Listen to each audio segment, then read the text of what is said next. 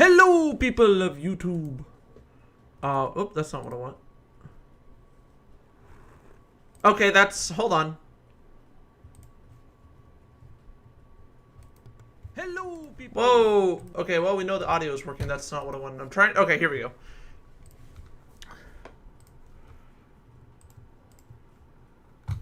So we're gonna wait for this to work. Now, if I do that, oh, it can do that. Nice. But I'm gonna actually do that, like that. Okay, now I can kind of see the chat.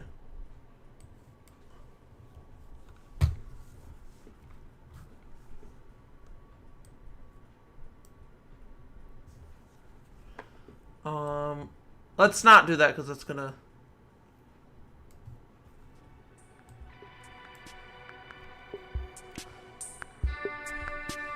That is very loud.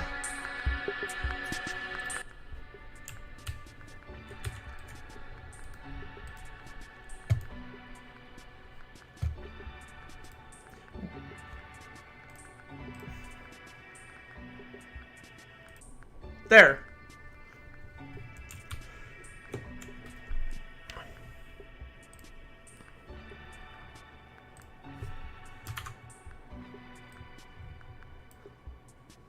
There we go.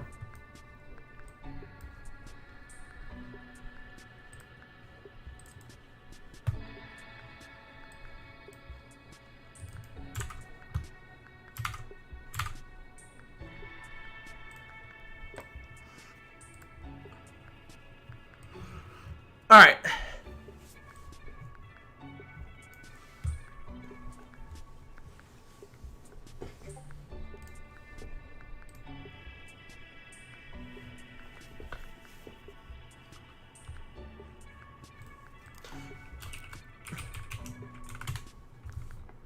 All right.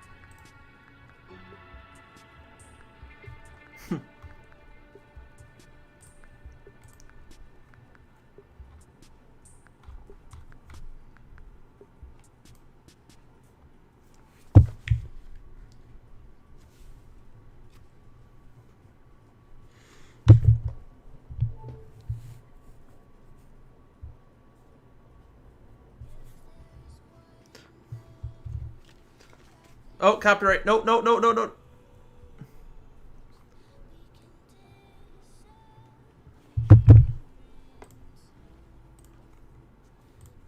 Sorry, guys. I can't do the copyright.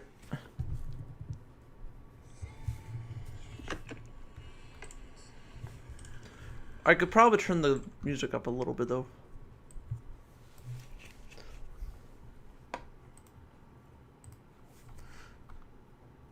Okay.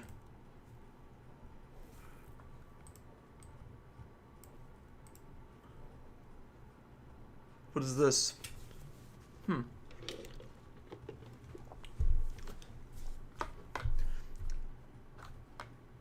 Oh, it's Star. Oh no. It's not, definitely not. It doesn't look like Star. That's definitely not Starfield. Well, maybe it was. It's showing a bunch of games. It probably was Starfield. Okay. I obviously don't know what I'm talking about.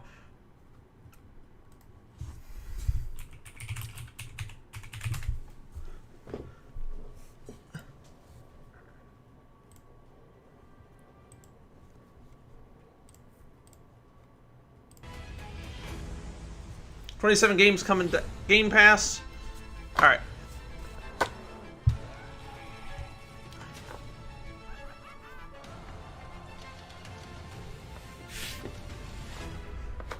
New generation of gaming awaits.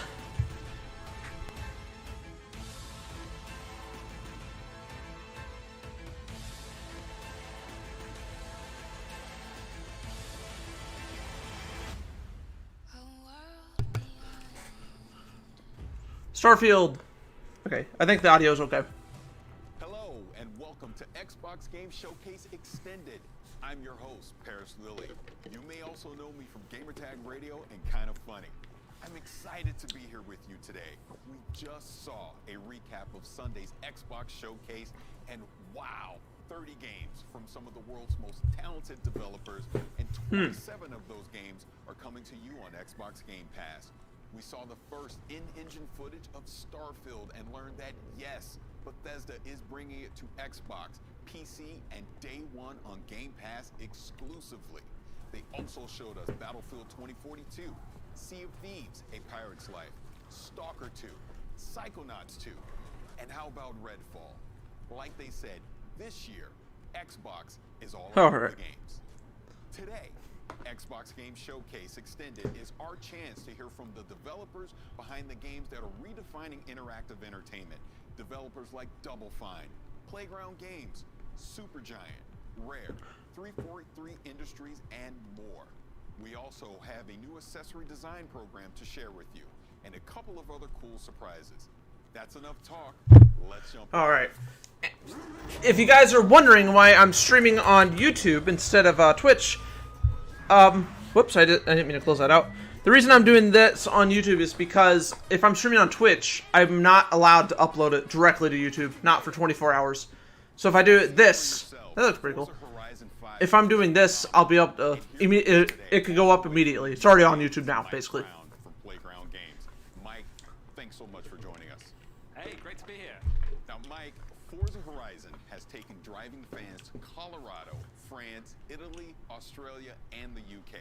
How did you decide on Mexico for Forza Horizon 5? Yeah, so we knew right from the start that we wanted it to be the largest Horizon yet.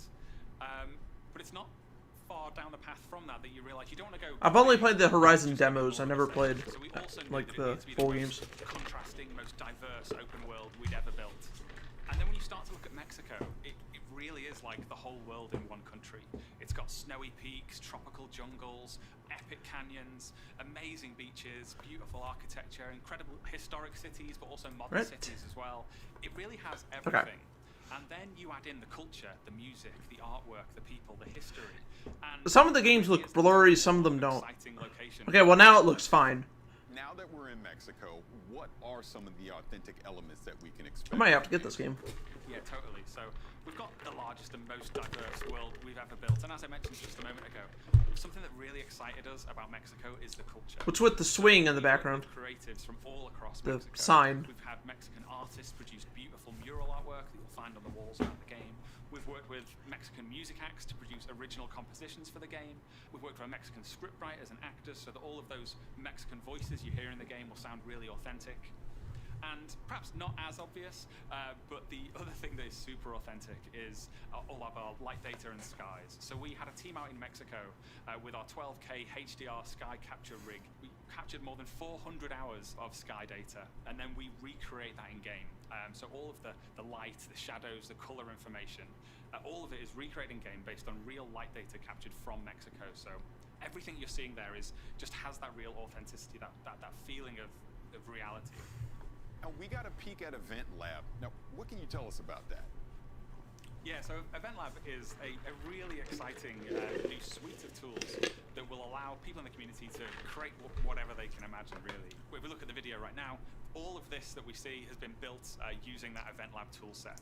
The bowling pins that have been placed, so someone's gone along, they've placed those, and then they've created rules that touch on them as well. So as we see, every time they're hitting them, a rule has been set up such that it gives players points. And then also in that clip, you can see that everyone else in that multiplayer session is hitting bowling pins as well, and all of that is adding into a collective team score. The rules could have easily been set up so that it wasn't a team score, that it was competitive. All of that creative freedom looks pretty good. Is open to players. It's as a game designer, I think it's the feature that I'm most excited about in Forza Horizon 5. And I would say as a gamer, it's a feature I'm definitely excited about because this really is going to open up some unique features between me and my friends. Now, with the power of the Xbox Series X and the S, what are some of the new technical features that we can expect? And my dog's probably going to be barking. Just letting you guys know, you're probably going to hear barking because there's the UPS truck is across the street. And we have the cars looking more realistic than they ever have before. Unparalleled detail. But that detail, it does apply to the rest of the world as well. During the Xbox E3 showcase the other day, I mentioned we'd modeled the detail on everything, right down to the individual needles on the cholla cactus. That was just the plants that happened to be closest to the camera at that point. That level of detail is applied to everything that you see. And thanks to the power of the Xbox Series consoles, it's not just things that are right in front of the camera as well. We've really been able to push out all of the LODs and the draw distance and everything so that everything... No, the problem is I don't have commands on and then, YouTube. as I mentioned earlier, we capture that light data from Mexico, so you get this realistic lighting. Let me see. Shadows, all of it Yeah, it's not going to do anything. that just looks real. Now, Mike, when can the world expect to play Forza Horizon? Most of you will probably be watching this So we're launching after the stream ends. on the Xbox Series consoles, the Xbox One consoles. We're on PC, on both the Windows 10 Store and Steam. Of course, we're in Game Pass and Game Pass Ultimate, and you can play us on your Android device with Xbox Cloud Gaming.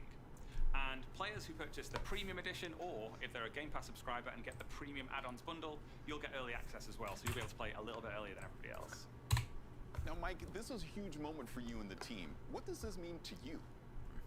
Yeah, well, for me personally, I mean, I've been working on the Forza franchise for a really, really long time, but this is my first game as creative director, so in this period over the last few days and week or so, as people are seeing it for the first time, for me, I gave my own stream a like. I don't know why. Absolutely incredible. The hell? Again, Mike, Oh, it has 2 likes now. thank you so much for being here. Thank you to the second, Thank you so much for having whoever me. else did that. Thank you. Later in the show, we'll be hearing from the developers behind games like Age of Empires 4, Shredders, and Grounded. But first, the team at Ninja Theory has something to share with you. And I am using Streamlabs. Chief Creative Ninja. And no, this does not mean I'm not streaming on Twitch anymore. I'm still going to be streaming on Twitch, Sonic Mania later today. Hello everyone, and welcome to our brand spanking new Ninja So don't House worry. in Cambridge. I'm gonna Twitch is going to be the same as it has been. It's just like, you know, like special events like this are probably going to be on YouTube from now on. Before we then move into full production to build out the rest. But I'll be streaming all my games still on Twitch. I'm not leaving the platform. Extra special, and so we're making our lives as difficult as possible in that pursuit. The game is set in Iceland, 9th century Iceland. So we've been sending our art and audio teams out there, doing photography, Clean my glasses. and combining it with satellite data to recreate large swathes of the landscape. On the character front, we're building real costumes, scanning them in. We're collaborating with Epic Games to bring you next Epic generation Games. digital characters. On the combat front, we want it to be extra real and brutal. And so Melina, our main actress, has been training for 2 years, and all of our animators have undergone combat training. And so what you're going to see here is not a trailer, it's not a gameplay reveal, but rather a montage of the kind of work we've been up to. Hope you like it. All game footage work in progress and not final. I thought it said non-lethal for a second.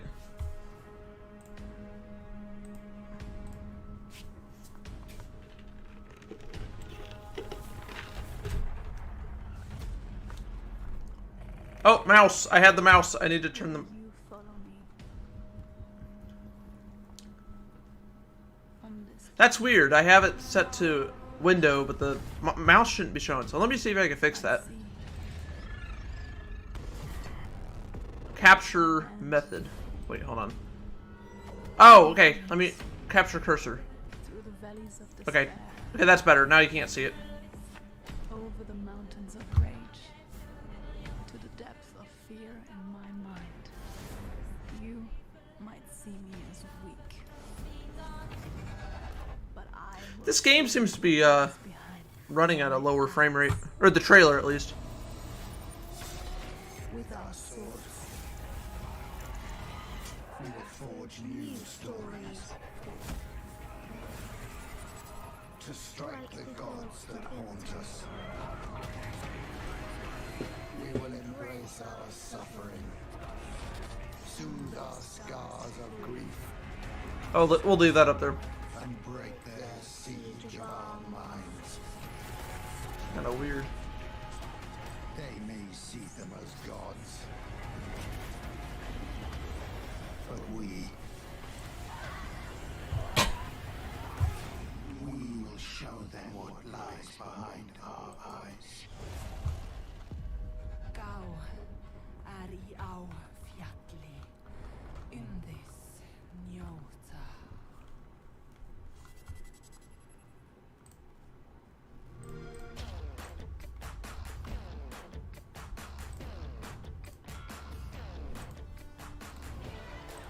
New controller?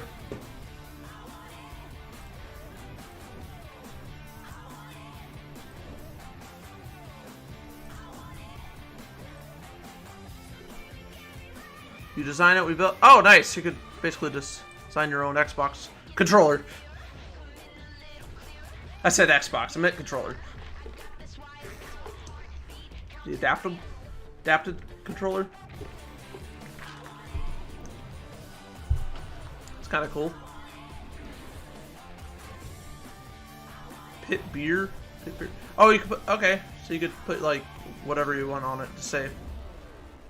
Nice. I might have to do that sometime. And that is Xbox Design Lab. And here to tell us more about Xbox Design Lab is Naveen Kumar. Naveen, thank you so much for joining us. Thanks, Paris. So, what is Xbox Design Lab? Design Lab is a controller customization service on Xbox.com where you can choose nearly any color combination you want for your controller and really make it yours. You can design a controller based off your favorite video game character, your favorite sports team, or whatever inspires you. You can think of Design Lab as your own personal cool. design studio.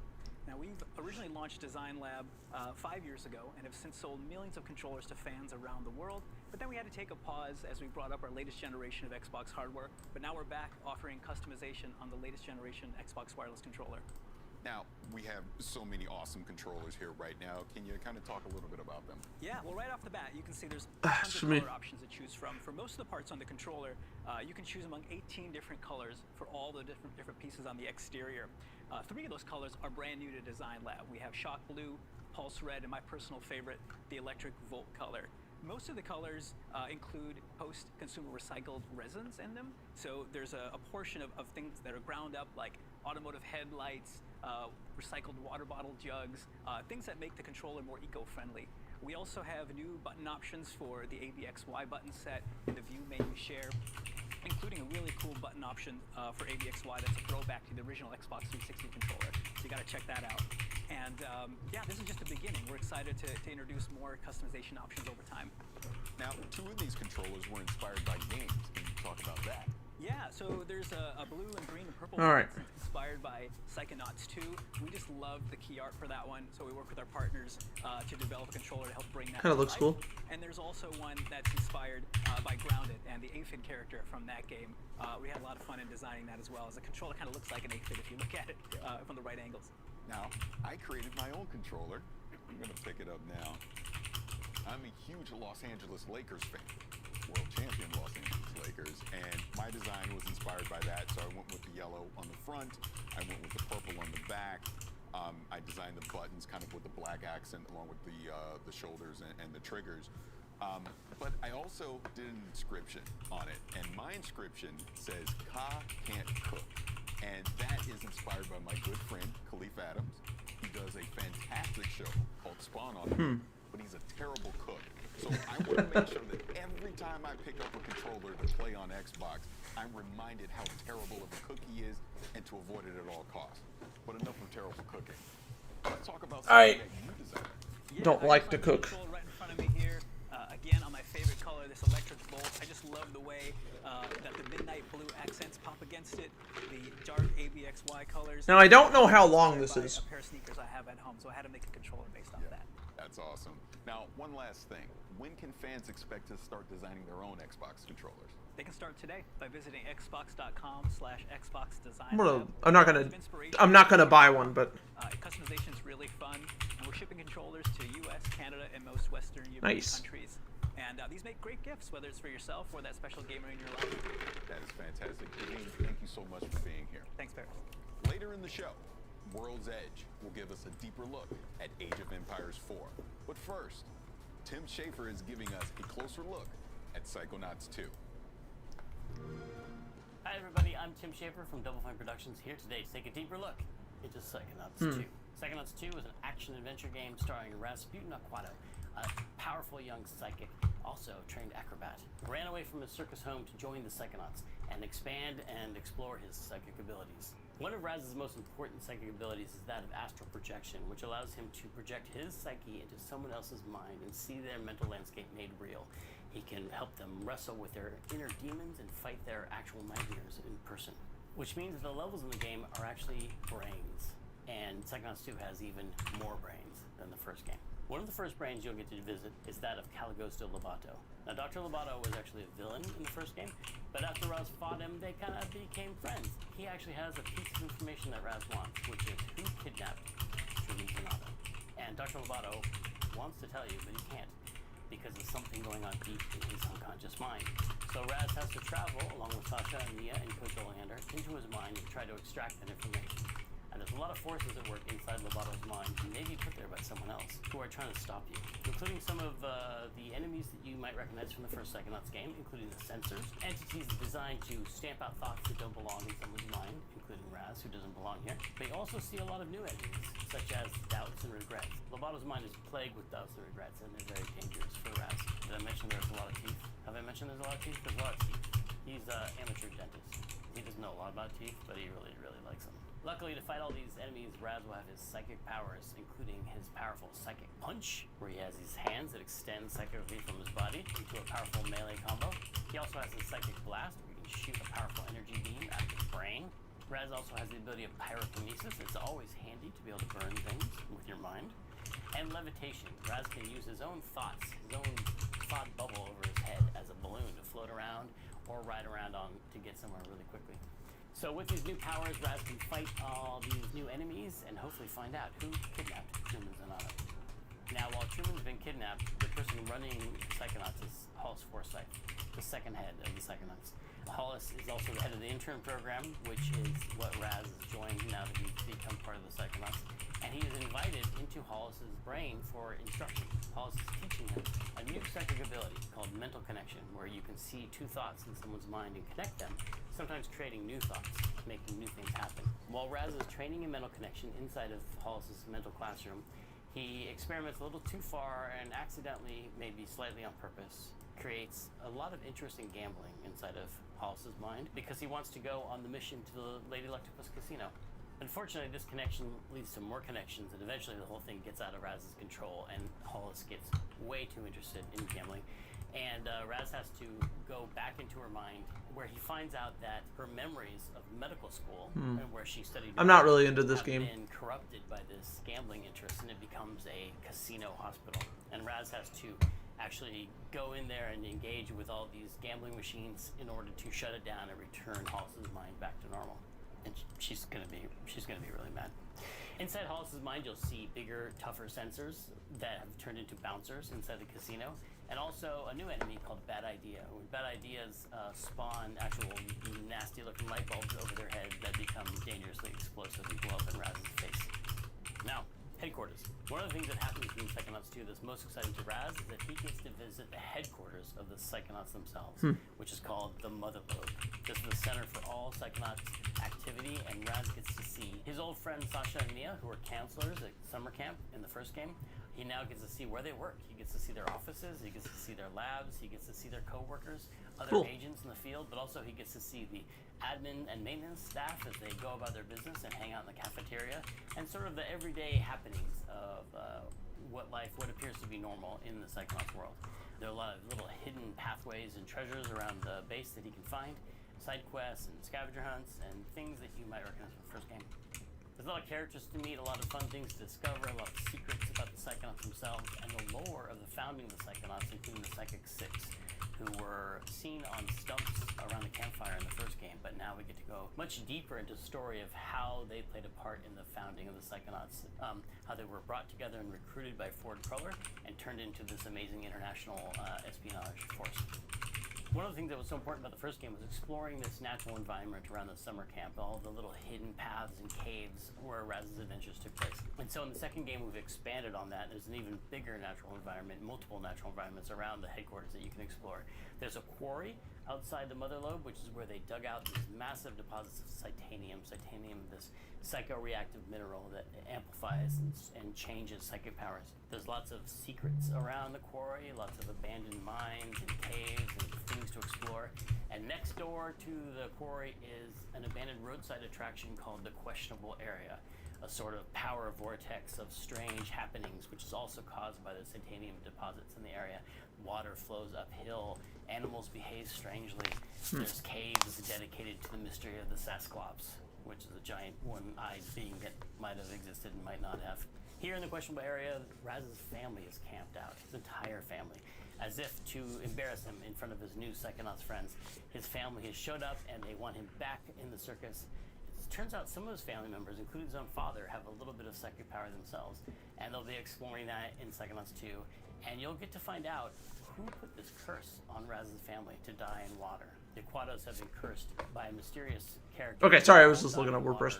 And this manifests itself in the form of the Hand of Galokio, which is this hand that comes out of the water, which is really just Raz's psychic construct. Raz is so afraid of water because of the curse put on his family that every time he comes near water, this creepy hand comes out. Now, supposedly Rare is supposed to be present. Inside of Raz's head. In Psychonauts 2, you'll get to find out who put this curse on Raz's family, where it came from, and what he can do about it. The story you uncover about the curse put on Raz's family links back into the story of the foundation of the Psychonauts, and Raz finds out that his family and the Psychonauts family are actually more intertwined than he believed. So there's a lot of mystery to discover for the player and Raz and his family and his friends as they explore the connections between his family and the Psychonauts and what it all has to do with Maligula. Maligula is one of the first villains the Psychonauts ever fought. She's a powerful psychic and she's a mass murderer, and she's been believed to be dead for many years, but there's a lot of unknown things going on behind the scenes and a lot of mysteries and a lot of plots for the player to uncover in Psychonauts 2. So that's it. Maybe they'll show us Windows 11. I don't think we'll hear more about. I don't think we'll really hear much more about Windows 11 until next week. So I'll stop talking so you can go and do that. Thanks for watching. Coming up next, the whatever that said.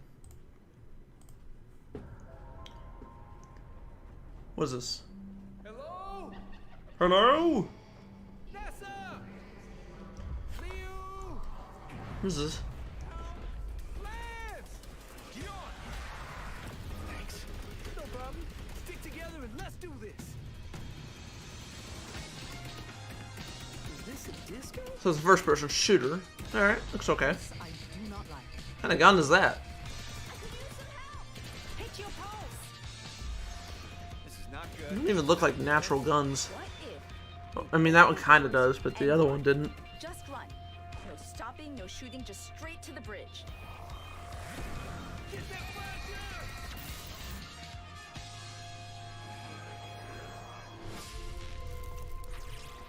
Heavy. Really? We call them tanks. I call them brutes. From Latin, Brutus. We'd sound smart calling them brutes.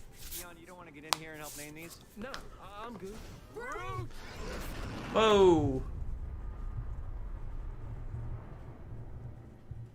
That's a Epic Games. Cruises is looking like a game I didn't realize I needed in my life. And here from Stray Bombay to tell us more about the Anacruises is Chet Felisek. Chet, thank you for being here. Oh, thanks for having me. Now, talk to me about this game, the Anacruises. What's the concept? How did you come up with this? So I grew up with late 60s, early 70s sci-fi. I love that stuff, right? Logan's Run, Yes. Battlestar Galactica, Space 1999. That wasn't cheesy to me or campy. That was just the way sci-fi was. And so we wanted to set a game in that Oh way. yeah, I was gonna look at We the have those cool colors, design a cool control. Oh, shapes, Xbox Design Lab. cool Here it is. sci-fi weapons and creatures. And then it also lends itself to, we wanted something that was Do I have to be signed into it? I'm not gonna buy one. I just want to. working together. Sure. I just want to see if I could actually You're fighting them. select. Sure, you're trying to save Earth, but you're doing it in a positive, uplifting way. Yeah, after the pandemic, I don't think I could go back to a dreary post-apocalyptic world. I need something uplifting, and so we wanted to deliver that.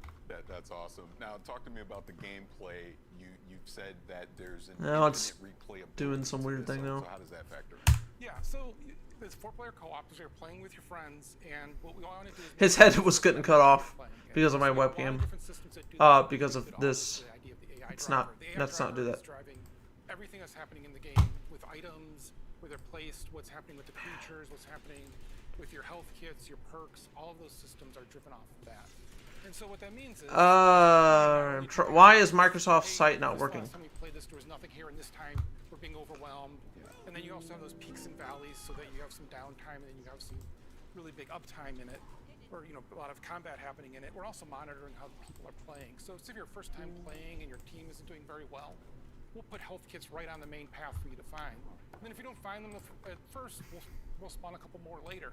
If you're really good, if you're really killing it, well, we might not put anything on the main path. And so if you want to go find your perks, or if you want to go find new weapons, you have to go off that main path and go search for that. And it makes the game just a little bit harder, but in a way more interesting way than just saying, hey, let's double the health of all the enemies.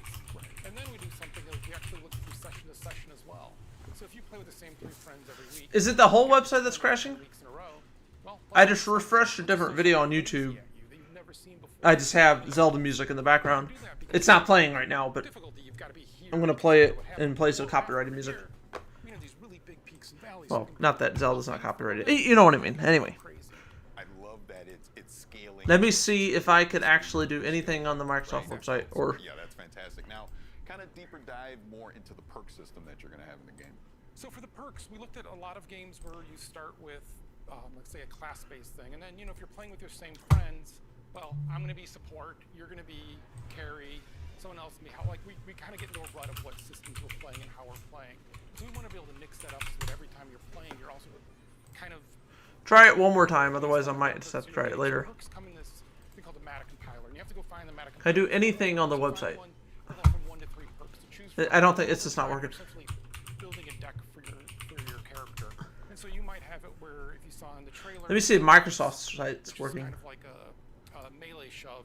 Well, you can invest into that. Yeah, it looks like just the Xbox site is not working. Charge your pulse faster, and now it protects their other players around. I don't know why, but... And then it gets more powerful, and you can actually do damage with it. So all of a sudden, you went from being a support character playing in the back to leading the charge going forward and knocking down aliens and everyone else blasting them. Or you'll get a bunch of perks that are about investing in one weapon and making it where you do headshots that actually does damage to other aliens around. So now you're the sniper hanging back. And so it's really mixing up that kind of experience. Been going live for apparently a half hour already. The more perks you have. But since we want the game to always be great to play with your friends, if you've been playing, let's say you play with me. I've been playing 400 hours. You're brand new. Yeah. Well, we share the perks. So you get all the perks that I have available to me as well. So that way you get to have that experience of all that craziness in your game as well. Because it's all about having fun with your friends. Right, the shared experience with your friends. Now, we kind of already talked about the inspirations like 2000. So it reminds me of just like inside Xbox. Thing I thought of, but let's talk more about the enemies in the game. What were some of the inspirations for that? So the enemies is we kind of look at it of how we want the players to behave as well as feel. And so we bring in outside playtesters every week. They play our game, we watch them, and what we'd see is really good teams would stick together really tightly. And even if we send something like the Brute at them that spreads them apart, they'd quickly form back together. So we created something called the spawner. And this is a good example of kind of how we approach the design. The spawner you hear off in the distance, and you'll hear it, and you know what it's doing. It's spawning things. It spawns these little turrets that come at you. They're not the worst thing, but they're going to be unrelenting until you kill the spawner. And so you'll be sticking with your team, and you'll be like, oh, wait a minute. If the spawner comes now, and the turrets come, and we've got a guy down, we've got to go over there, I'm not sticking with my team. I'm going to go hunt that thing down. I'm going to go kill it. So you go run off, you kill it, you're feeling good about it, and all of a sudden you realize, wait, where are my teammates? I'm all alone. There's other specials here. Oh, I'm in trouble. And it's trying to create those kind of moments where it's mixing it up, where you always want to have it where it kind of almost takes turns of one player's the last one surviving, they're the last one up, and they're helping everybody else up and get it going. And so really looking at having those enemies give you those moments for how it affects the players. Bonus question for you. What does the anacrusis actually mean? So anacrusis is a musical term. It means the notes before the song, the little kind of intro. And for this, we have a character, Boris, that you never meet. And all the parallels just talk about it, because I thought it was fun to have this character that you never really are sure who they are because it's everyone else describing it. And she named the barge that you're on, that you're launching these missions to Anacrusis. And her thought there was, this is not the main event. This is not us against the aliens with fighter pilots and everything else. This is just regular people. This is the pre-battle to the battle. This is finding out about these aliens and what just happened. That sounds so cool. Again, the Anacrusis, everything that you talked about today sounds amazing. I can't wait to get my hands on it. But, Chet, thank you so much for being here. I really appreciate it. Thanks for having me. We've got so much more coming in today's show, including Obsidian Entertainment with Grounded, iLlusions and Let It Roll with Shredders, and 343 Industries Industries with a deeper dive on that incredible multiplayer trailer for Halo Infinite. But Whoop. first, the original Stalker was one of the most intense and eerie games of its era. Next year, we return to Chernobyl for Stalker 2. And Zach from GSC Game World has a closer look at the game. Let's check it out. Hi everyone, Stalker. Zach from GSC Game World. It has been several days. Is this? since Oh the no. review of I thought Stalker 2. that was Resident Our Evil game now 8 has for a some reason. subtitle, Heart of Chernobyl, and the release date of April 28, 2022. By the way, the pre-orders are open for both PC and Xbox. You're obviously 2022? here willing to learn more, so here are several details about Stalker 2, Heart of Chernobyl. You Comes out probably next year. don't know yet. So let's dive a little bit deeper in our trailer. This section of the trailer is a bandit's gunfight on the chemical plant. Chemical plant zone from Sonic 2. You can see the actual Looks in-game nothing like it. I'm joking, weapons obviously. And installing modifications on the go. The thing is, you can notice the teaser of a new faction. We are not showing the exact moment right now because we wonder if you can discover it yourself. You may actually recognize the exact location on the swamps. If you played Stalker Clear Sky, you may remember this place. The time did the job, but the tower is definitely still there. Also in this scene, you can see a brand new detector Skiff is using for the artifact hunt. Because of its form, it's called Gilka, which actually means a branch in the Ukrainian. Is that? Oh, it takes place in the Ukraine, I guess. The artifact Skiff is going to collect is Oh, called boy. Jelly. In-game, it recovers your stamina. Moving to the Dancing Man scene. Before you ask it, yes, there will be a lot of characters with an interesting fate in the zone. His hideout is located in Chernobyl too. That's a town not so far from Pripyat you have seen in the gameplay teaser.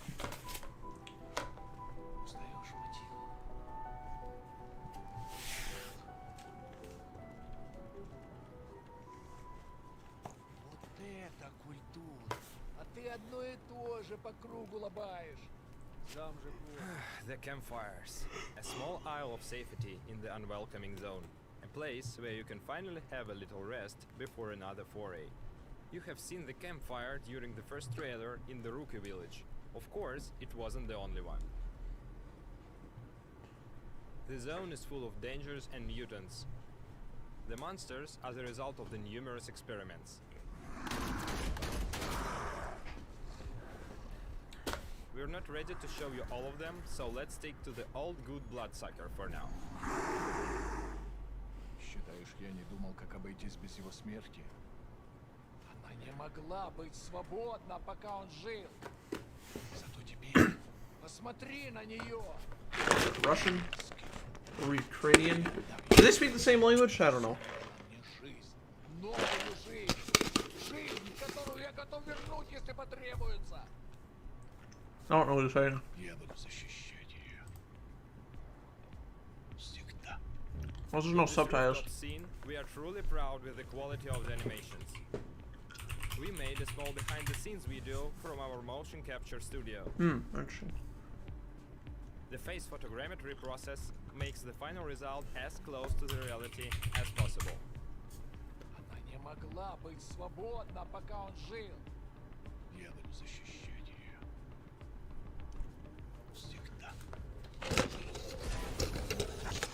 The Gauss gun you're seeing in this section is one of the most powerful weapons from the arsenal.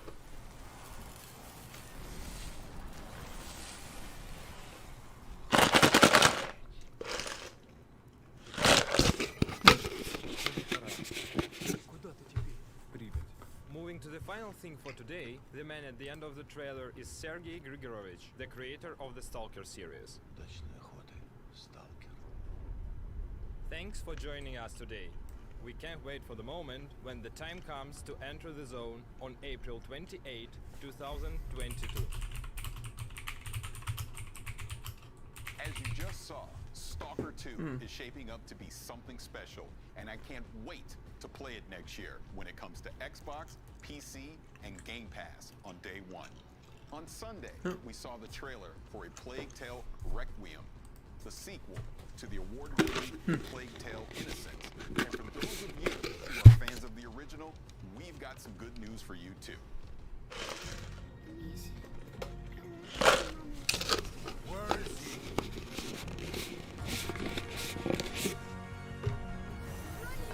Oh, Hellboy, or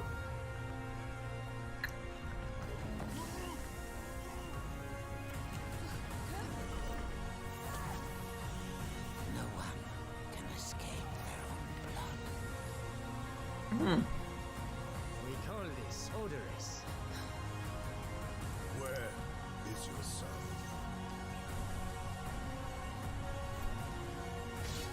You have come to challenge me.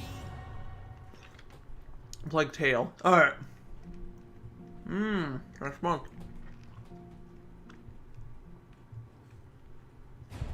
If history was in your hands, I don't care about this. what would you build?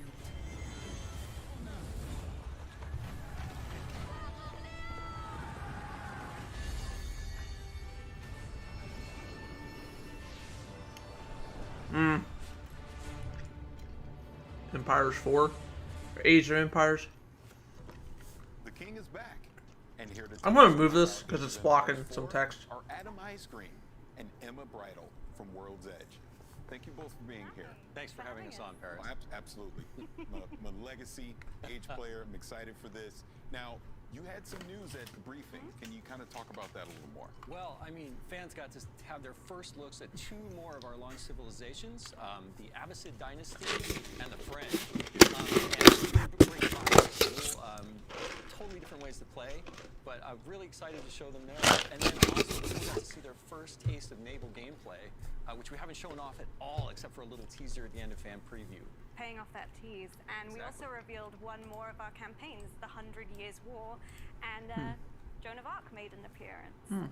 We also announced that the game is coming October 28th, and it's coming to Windows Store, Steam, and of course Game Pass for PC. Now, earlier you mentioned the two civilizations, the Abbasid Dynasty and the French. Can you kind of go into detail about that? Yeah, I guess I'll start. The Abbasid. So the Abbasid Dynasty is this amazing technological powerhouse of a civilization that has a really unique mechanic that we're bringing to them in Age of Empires 4. It's actually unique across all the civs that are in the game, in that they construct this bastion of knowledge called the House of Wisdom, and they can keep upgrading it with different wings, and that gives them a host of incredible technologies that leverage their army, their economy, their resources. But beyond even that, they have an incredible amount of fun units, especially camels. Unique to the civs again, the launch civs for Age of Empires 4 is camel units, and these camels have amazing abilities to buff the other units in their armies. And so you have these wonderful diverse mixes where you always want to be throwing different units together, but always including camels for the different kinds of buffs and advantages you can give to your civilization. It's great. And the French are really, really strong with trade. They've got some great options that are going to make the late game really, really interesting. They have a landmark with the House of Commerce. And for your units, you're going to really want to focus on knights and lancers. Those are your powerhouses. But the French actually made an appearance in the trailer as part of the 100 Years War campaign. And as you can see Joan there, I'm actually wearing her around my neck. She's a feminist icon from history. This young woman who led with her convictions and led a battle, and she was a teenager. And so she's beloved. She's in Age 2 in a campaign, and so we know Age fans are going to love seeing her again. And the 100 Years War, with the multiple missions, like the Battle of the 30, are really going to bring that period of history to life. And all the live action footage that you saw in the trailer on Sunday, that's all from within the game. We have these multiple documentaries that will play between the missions to storytell and really bring it to life as you journey through the 100 Years War. Yeah, taking a completely different approach to how we're telling a story in... Matter of fact, I don't think I've seen any game that does what we're doing in terms of how we're showing the story and how we're getting people involved with history. So it it's really, exciting. really brings it to life. And I've learned things about English history from these documentaries I didn't learn in school. So they're educating as well as moving the game forward. Now, community feedback is always important in any game, but especially in something like Age. Now, how have you taken some of that feedback into development for Age 4? So we formed a community council back in 2017. We wanted our community and our players to have a seat at the table for development. We're making the game for them. So they've been hands-on with the game for a really long time and giving us their honest feedback, and we then take that to the game team and they look at making changes based on what they've told us. So they've influenced things from the look of the UI icons, the influence system that's built into Age 4. They've really, really helped us with their viewpoints make the game better. And one thing they really pushed for actually was naval. Yeah, it's amazing. We actually, you know, if you look at a lot of the data, you know, we see data on all of the Age of Empires games that people play, and naval is one of those things that in Age 2, a lot of people don't use it, which is crazy, right? But if it wasn't there, people would miss it so much. And sometimes we have to ask those hard questions when we're making games, right? We say like, do we need to do this? And it was something that we felt weird about, and we went to the council with it, and we're like, hey, you know, not even you guys don't play naval all the time. Like, do we need it? And they're like, yeah, no, we see your point, but you know, you have to have this. Yeah. And it was great. It was a great reaffirmation. And we throw a lot of things like that at our council to make sure that we're making the game that's great for all the different kinds of players that love Age of Empires all over the world. And now we're heading towards launch. Yeah. We're branching out beyond our council. People are going to get hands-on for the first time. So we had a fan preview event back in April, and we looked at the feedback from that and have made changes since then. So, you know, you let us know that you didn't feel like the weapon scaling was quite right, so we've gone ahead and we've improved that. That is fantastic. Now, you actually hit on something that I wanted to jump into because Age has been around for a while. There's been previous games, but you continue to make content for those. So what's some of the news you can share as far as development with some of the legacy Age games? Well, we have a new expansion coming in August for Age 2 Definitive Edition called Dawn of the Dukes.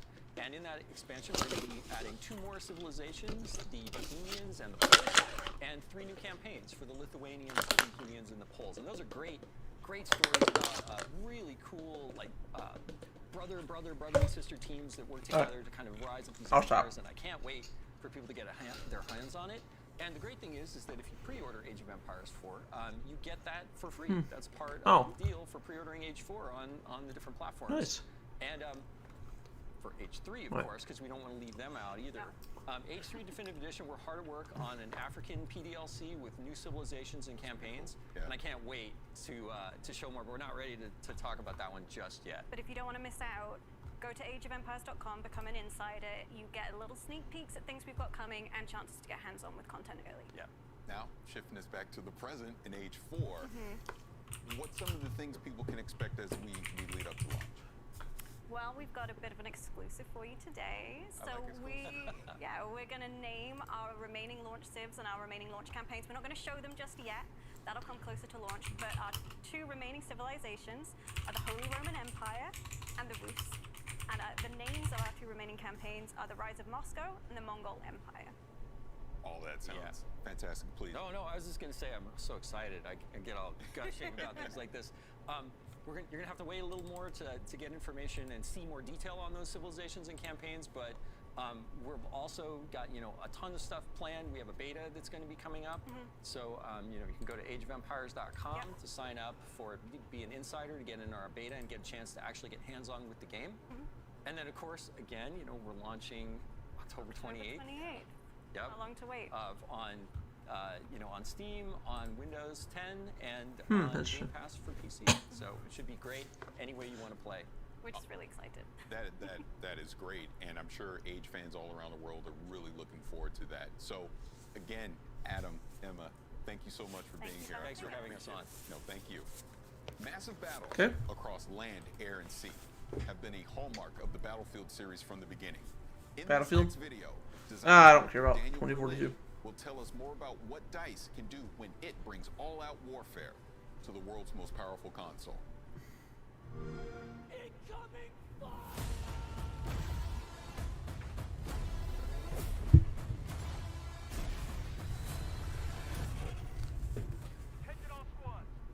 The thing that will really excite players is the introduction of all this cutting-edge technology that we're just infusing into the sandbox. I think just having the comeback of the helicopter on the battlefield, it just introduces a whole new layer to the sandbox. It just gives players so much more tools that makes it more Battlefield than it's been in a very long time.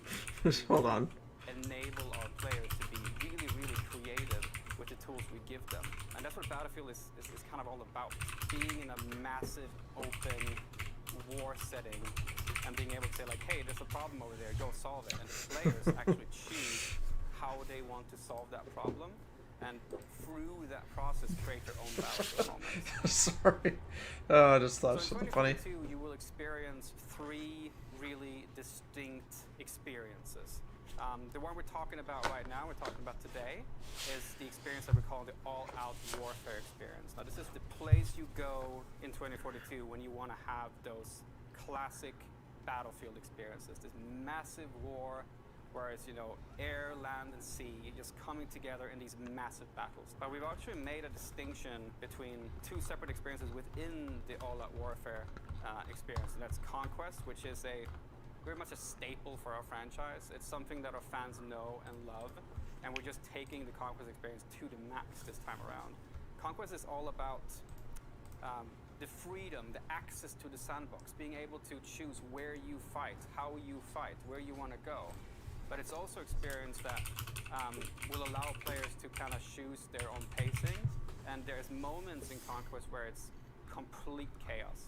When a lot of players they just converge on a single point and the chaos goes up to the maximum.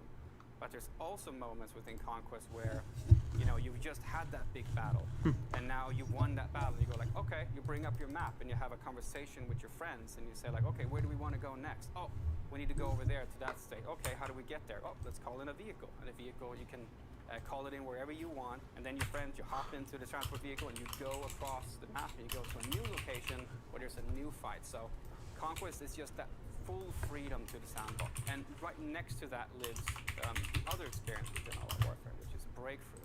And this is a significantly more guided experience. It takes you on a journey throughout the entire map.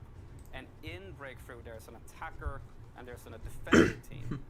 And we kind of compress them into fighting head-on in a specific space. So the time to action is short and the level of chaos is really, really high. There's helicopters and there's tanks and there's infantry. There's just everything happening and it's just complete chaos in Breakthrough. So All-Out Warfare kind of takes these 2 fan-favorite staple modes and we make them distinctly lean into their... Oh, this is the best. Okay, yeah. I forgot what game they were showing. Series S, you will actually be able to play All-Out Warfare experiences up to 128 players, which is a double to what we've done in the past in the franchise. And this is really... Oh, it's working now. Those moments when you're playing 2042, when you're sitting in the helicopter and you look down and you just see this, you know, sea of tanks, soldiers, infantry, helicopters, fighter jets just moving in unison, and you kind of get this feeling that you're part of something bigger, like a really, really massive army. And that's the strength of the massive play spaces that we're building, and we're able to really... Let's see if I can make like the worst Xbox controller ever. Way of handling level design, because it wasn't just as simple as you know, just making it bigger and then portion the locations out. It doesn't really work that way. So we've leaned into a new type of design mentality that we're calling clustering. Now, what clustering means that you will have a massive battlefield in front of you, but within this massive battlefield, you will have particular clusters of objectives. So the map Hourglass is set in Doha, Qatar, and it is, I'm not going to go into any specifics about exactly how large it is, but it is definitely one of the larger maps that we will have in 2042. It's one of my favorite maps personally because it has some really, really cool, distinct locations within it. Down to the south of the map, you'll have a fully destructible village. This is a great space for infantry and vehicles alike because you know as a Battlefield player that infantry is skulking around inside the buildings, but you know when you're in your tank or your attack helicopter, you can just destroy those buildings and get access to the infantry. And you can go further east and you'll find a bunch of high-rises, skyscrapers. So there's a whole section there where you can enter the skyscrapers, you can go up to the top of them, you can zip line between the roofs, have fights in between the rooftops. But if you want to change it up even more, you can basically skydive off of the skyscrapers. And if you're playing a particular specialist that has access to a wingsuit, you can actually glide across the entire map space and get yourself all the way over to the stadium, which is on the east side of the map. And the stadium itself, it's a place you go when you really want to just take out your shotgun and have some close quarters combat. So the mentality here of building Whoa, that was kind of cool. but creating locations within that map where there's a particular type of gameplay. And with the Conquest game mode, for example, you will also see the fact that if you want to capture the entirety of the stadium, it's not just to go there and capture one location. You actually have to capture multiple locations within the stadium in order for you to kind of to consider it yours, that your team can actually get benefits from it. So lots of dynamic moments on Hourglass. And if you saw in the gameplay trailer as well, there's a massive wall of sand moving across the entire gameplay space. So what happens when this massive wall comes, of course it engulfs you in the storm itself. But as it passes by, it leaves the entirety of the map in a different mood, in a different light, and it changes the visibility for the player. And this is a really good time for you to lean into our Plus system, where you have the capability to actually alter the customization on your weapon. But I'd also like to mention, though, that the wall of sand is one thing, right? But there's also the possibility of the tornado.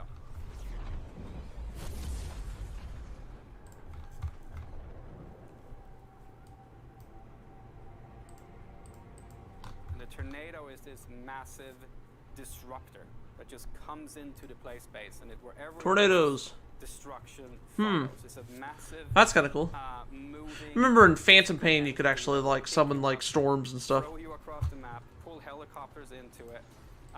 It's just a crazy, fun physics experience that happens as you play the map. So everything is in the hands of the player. This really is a sandbox. And these moments are in the hands of the player. While in other games, the battlefield moments are pre-scripted, in our game, they just happen. And they happen differently every single time because it's players controlling what's happening around you. That's something that you only get in Battlefield. And that's why I love Battlefield so much. I want to see if I can get like a... Epic action at an epic scale is what we all want from Battlefield 2042, and DICE looks poised to deliver. During the showcase on Sunday, we announced an exciting collaboration between Rare, Xbox, and Disney with Sea of Thieves, A Pirate's Life, a free update which brings Captain Jack Sparrow and his crew sailing into the Sea of Thieves. Today, we're premiering a brand new trailer showing some of the gameplay you'll experience when you team up with Jack Sparrow for this all. Oh yeah, I forgot about that. I can't wait to be a part of this crew. Let's take a look. You will always remember this is the day your crew was joined by Captain Jack Sparrow.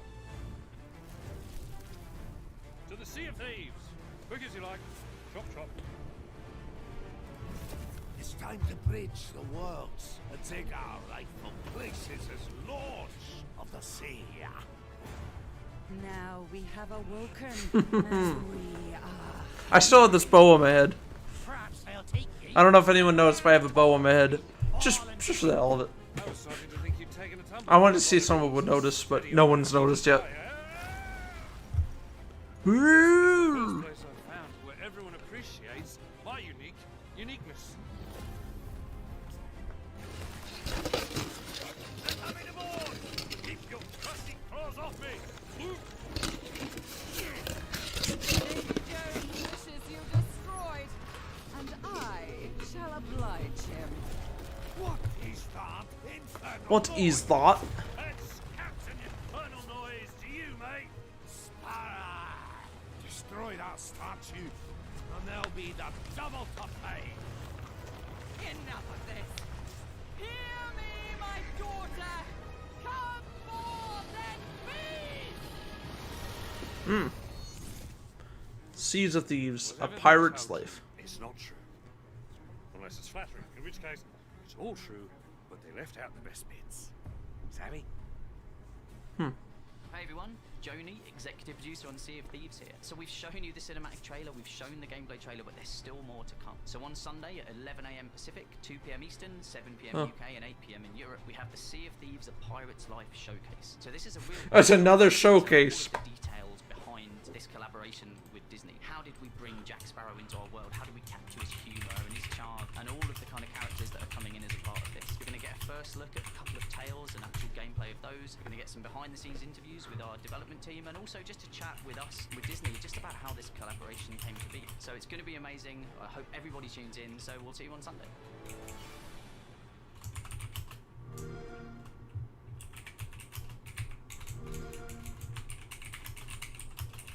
All right.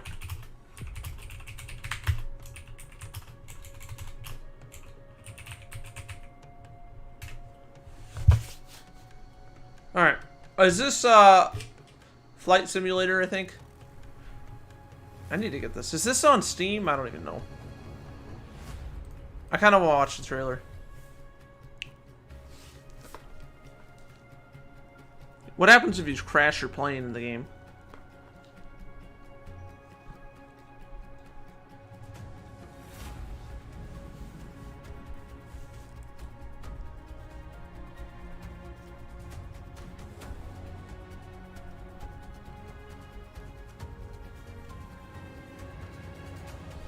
I need to get this. I remember playing Flight Simulator when I was a kid. I think it was like Flight Simulator 97 or 98. I don't remember the year, but it was on the PC. I think it used to only be on the PC. Yeah, this would be the first game on a console, right? Well, first game from Microsoft. There might be another game from a third-party developer, but I'm talking about Microsoft, though. Look at that mountain. It looks awesome.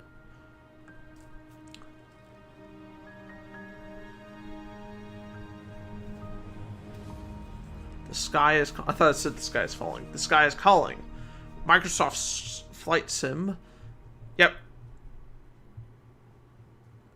Next month.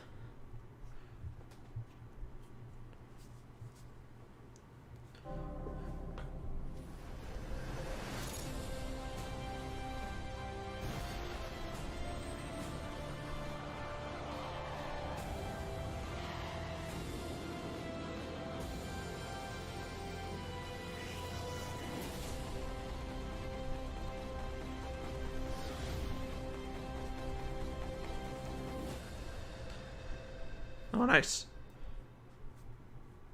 Oh, it's Top Gun. See the movie, it says? I never really care about Top Gun. I never saw the whole movie. We'll get to that in just a second. When Microsoft Flight Simulator launched last year on PC, reviewers and gamers alike were blown away by the stunning visuals and the depth of simulation.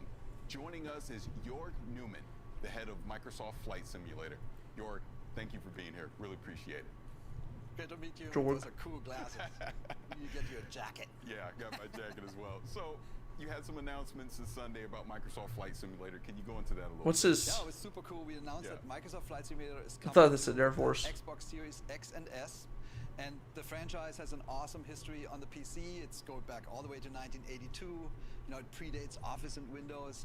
And when we launched last year, it was on the PC only, and it was a really warm welcome from simmers and from press and from people who have never flown Flight Sim before. Yeah. So we're super excited that it comes to console now, and so for the first time in the history of the franchise. So I've been playing Flight Simulator since last year on PC. I have a 3080, but it is now coming to the Xbox Series X and S. What sorcery are you doing to get this running on both of those consoles? I have to know. I think it's a combination of two things, really. I mean, first off, it's a super powerful console. Yes. And then we are really using the Microsoft tech stack in an interesting way. So as you know, Series X and S is like a beast. The GPU is awesome, super powerful CPU with multiple cores. RAM, fast RAM, we can run in 4K. That's super important for planes. Alright, that's cool. Because you sit there in the cockpit, you need to be able to read all the text. There's no hands. Fast internet, so it's basically the equivalent of... I bet if you got third person, there probably will be hands. And on top of that, on Flight Sim, if it's like American or Euro Truck Simulator 2.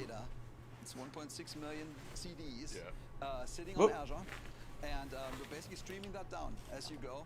And Oh, it says Xbox on the plane. algorithms up there, and that is how we build procedurally in Trying to fix this pillow. 1.5 billion houses and 2 trillion trees. So it's a combination of those two things. Super powerful console, super good use of the Microsoft tech stack.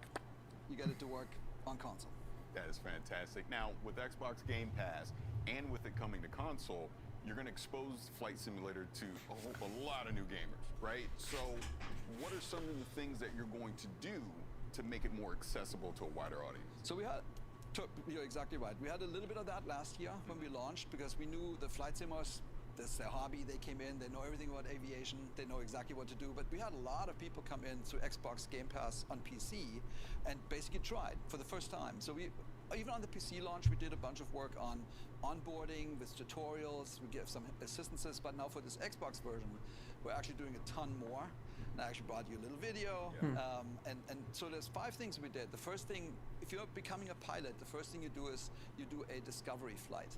It's basically, you have a flight instructor next to you. He does most of the work, he or she, and you get to steer the plane and feel really good about yourself, right? And so we said we need to recreate that. So we picked 10 places on Earth, like some of the most compelling places, like Mount Everest, or Rio de Janeiro, or New York, or the pyramids. And we basically put you in a plane, it's ready to go, it's beautiful weather, and all you need to do is fly and have fun. And it really is an onboarding experience, is super good. And then we noticed on the PC side that people really love to explore the world in Flight Sim. I did that. I've spent like a month in South America, and I've never been to South America, and it was super cool. Oh, nice. Are we in Egypt? Only visuals, and so you didn't quite understand how everything fits together. So now we added labels, and Bing has all these labels basically for every POI, like famous place or river or mountain. So we have all those now, and we put that into the world map. And even if you go down and you try to plan out your flight, you can now see all the cities around you, and it's totally transforms the experience. Same in game. So we now have labels in game where you see, here's Everett, over there's whatever, and you learn about the planet more, and it's a much more enriching experience. Just experiencing the planet. Oh, yeah, absolutely. Yeah. The next thing we did is we revamped the tutorials. We wanted to basically smoothen out the onboarding experience. We wanted to retain knowledge more. I don't want that. Stop. Tutorials on the PC. Hello, test. Can you hear me? Hello. Yeah, you can hear me. Okay. And we have a performance indicator system. So basically, it rates you and how you did, and you get a score. And honestly, I can speak for myself. Like, I'm totally motivated to get better and better and better. And with that, you learn more and more how you really fly. So it's been super successful. I think it's going to help newcomers a lot. The next feature that we have it's called Flight Assistant, which I use a lot. It's basically Rainbow. So imagine you fly over New York and you see. You want to actually just look at the landscape, but look at the city. But eventually you want to go to Brooklyn Bridge. So on the flight instructor, you can now flight assistance. You can now click on. Go to Brooklyn Bridge, and the AI, almost like a co-pilot next to you, will fly you to the Brooklyn Bridge, and you can just look around and have an interesting time. Same with airports, which are sometimes 8 nanometers. Like you can click on the airport and say, "Please land me at say Newark Airport." Are they using and nanometers? The last thing is, if you really get yourself in trouble, like you stall out the plane or something like that, you can actually now click into. You can now go and basically say recover, and it's almost like the pilot is sitting next to you. Super a nanometer's not that far, is it? And the last thing was, maybe I'm wrong. That people are, it's a 1/1000th of a meter. But some people are hesitant to land, specifically when you look at like big international airports, and they seem. So I'm not sure why it said 8.00 nanometers, so unless NM also stands for something else. Let them land anywhere, and then when you do that, the first thing you see is 71% of the planet is water. So we added basically floats to a bunch of our planes, and you can land everywhere now on the ocean or in rivers or wherever. Same with snow. So we have skis on our planes now, and so you can go to the polar regions, mountaintops, or when it's winter, because we have winter when it's snowing, you can now land anywhere. So I think those 5 things in combination will really make it easier for people who have never been in a flight sim, because it's, we made a decision not to dumb down the flight sim. It's not easier. It's not gamified. Right. Like we gave assistances to help you learn how to actually fly a plane. I think we're going to achieve that. So, one thing on PC is there's a ton of flight accessories that you can use as far as various peripherals and controls. What are you going to be able to bring to the console that can somewhat replicate that experience? Totally, yeah. So a good news story. So there's 2 really good flight sticks already on the console. It's the Thrustmaster T-Flight HOTAS 1, if you have that, and then there's also the HOTI HOTAS flight stick. And so we fully support those 2, and then we worked with all the main top-notch peripheral makers, both on PC and Xbox, And all I can say is there are going to be some really good announcements coming up. And for Core Simmer, I can say you can now play. We have the software to have a full Core Sim experience, and we'll have the hardware on Xbox. All for the first time on a console. It's going to be great. Oh, that's going to be great. Now, we obviously had the funny start with the Top Gun Maverick expansion pack. You announced that, but can you go into a little more detail about that? Yeah, I mean, you can expect. We couldn't be more excited, right? Like, I mean, it's really like a dream come true. If you think about entertainment and the franchises that celebrate aviation, you will actually come to Microsoft Flight Simulator and Top Gun, and it's a perfect marriage. So I can't say that much about it because the movie obviously is, keeps everything's under wraps. I've never played as Top Gun. Watch the trailer carefully. You saw there's some F/A-18s, and there's an aircraft carrier. There might be another plane. And then I can say is we're going to go fast, like really fast, and we're going to be in the danger zone with this one. That is going to be great. Really looking forward to that. Now, as we wrap this up, there's not much else you can say about the Maverick expansion pack, but what else can people expect from Flight Simulator in the near future? A lot. So ever since launch, we said we're going to launch and have a new update, like a big, meaningful update every single month. And we launched 9 months ago, and we had 9 updates.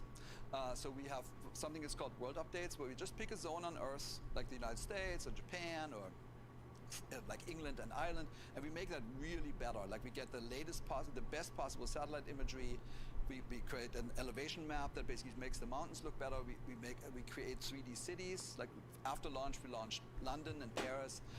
And we also make missions, so we celebrate the planet, like with these updates. And we're just going to go around the planet. We're shipping 2 more this year and 6 more next year. And then we also have something called sim updates, simulation updates, where we work with the manufacturers of planes, with the flight sim community out there that knows tons about everything, and also with real-world pilots. And we're basically making the sim better and better. The goal is to make the ultimate sim. It's the perfect thing, totally authentic. And then on top of that, you should expect the unexpected. Just like with Maverick, which I don't think people really saw coming, there will be more of that. And I think all I can say is it'll get the gamers and the simmers both their hearts pounding. So keep watching the skies. That is awesome. Now, again, I'm so excited that more people are going to get to play Flight Simulator. I've been playing it on PC. I love it. I highly recommend everyone do the flight from LA to Paris. It's really good, very cathartic. But as we get out of here, I want to thank you so much for taking some time to talk about Flight Simulator. Can't wait for that expansion pack. Thank you so much. It was awesome. Thank you. Right. Still to come, we have Grounded, Shredders, and of course, Halo Infinite. All right. But first, one of the best PC games of 2020 was Hades, and it's got a ton of awards to prove it. Here's a closer look at what we can expect from Supergiant Games later this year on Xbox Series X and S. We just announced that Hades, our Game of the Year winning roguelike dungeon crawler, is coming soon to Xbox, and I want to introduce you to some of the gods, ghosts, and monsters you'll meet in our rendition of the ancient Greek underworld.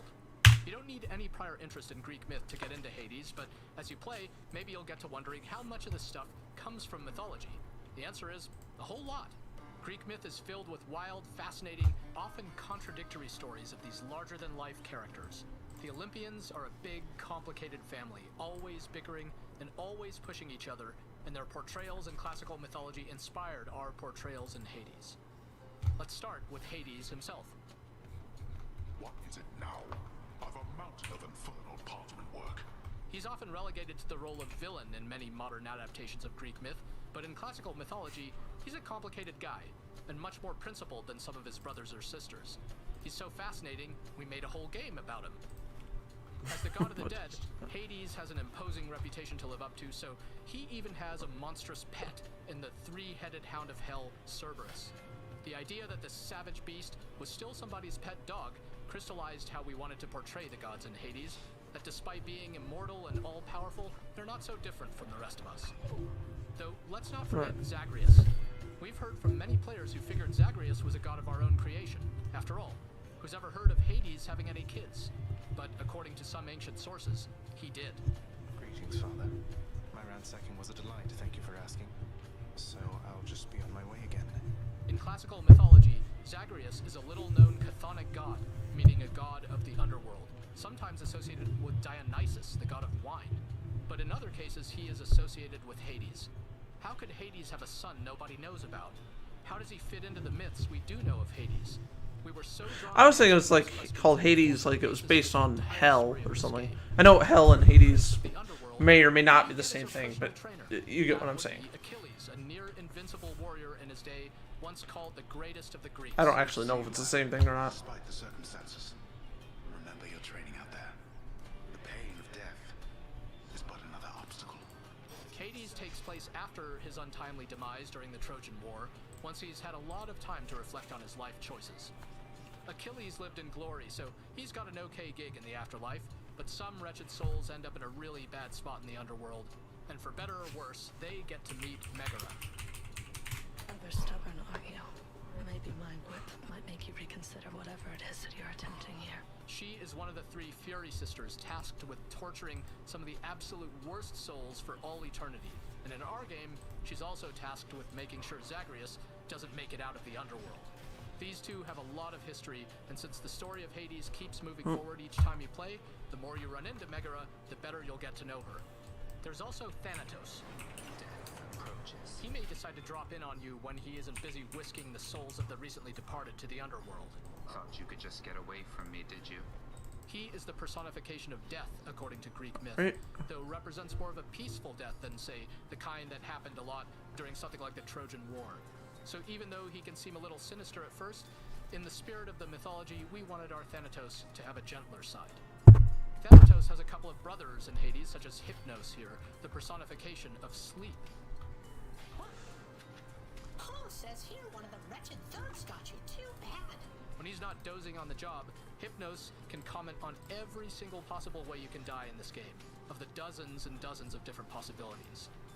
Where did all these gods of the underworld come from anyway? According to the Theogony, an ancient Greek creation myth by Hesiod that introduces all the gods and their ancestors, many of the chthonic gods came from Nyx, the personification of night. Darkness guide you, child. You have outgrown this house. Of that I am now certain. Should you return again here, I shall keep you safe. She is a primordial goddess, meaning she is much older even than Hades or the Olympians.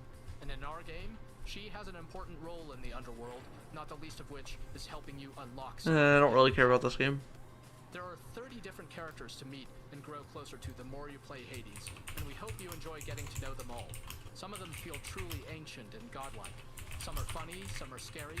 We found them incredibly inspiring and hope you do too, once you get to meet everybody when Hades comes to Xbox One and Series X on August 13th.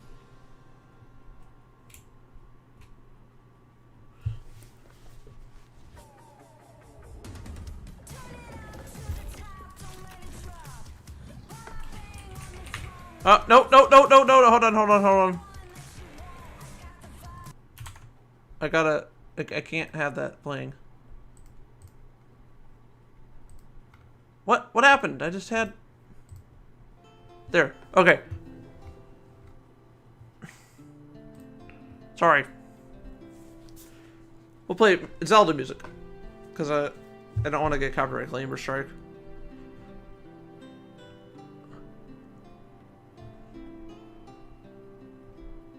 I mean, is that the end of the presentation? They didn't show Halo Infinite, though, did they? No, I don't. No, I'm very sure they didn't. Among Us. Soccer 2. They already showed that.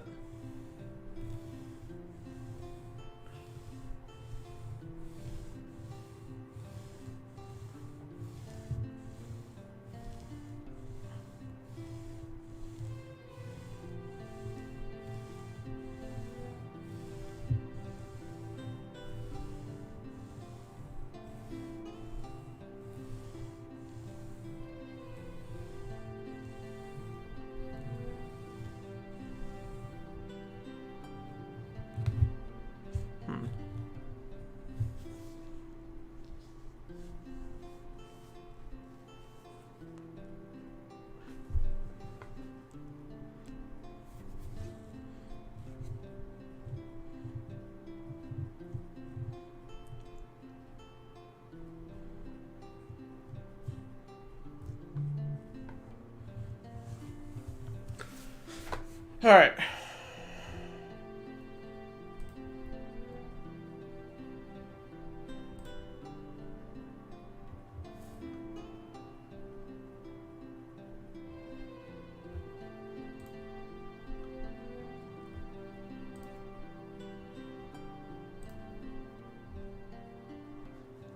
3 months of Ultimate for $1. That's a good deal.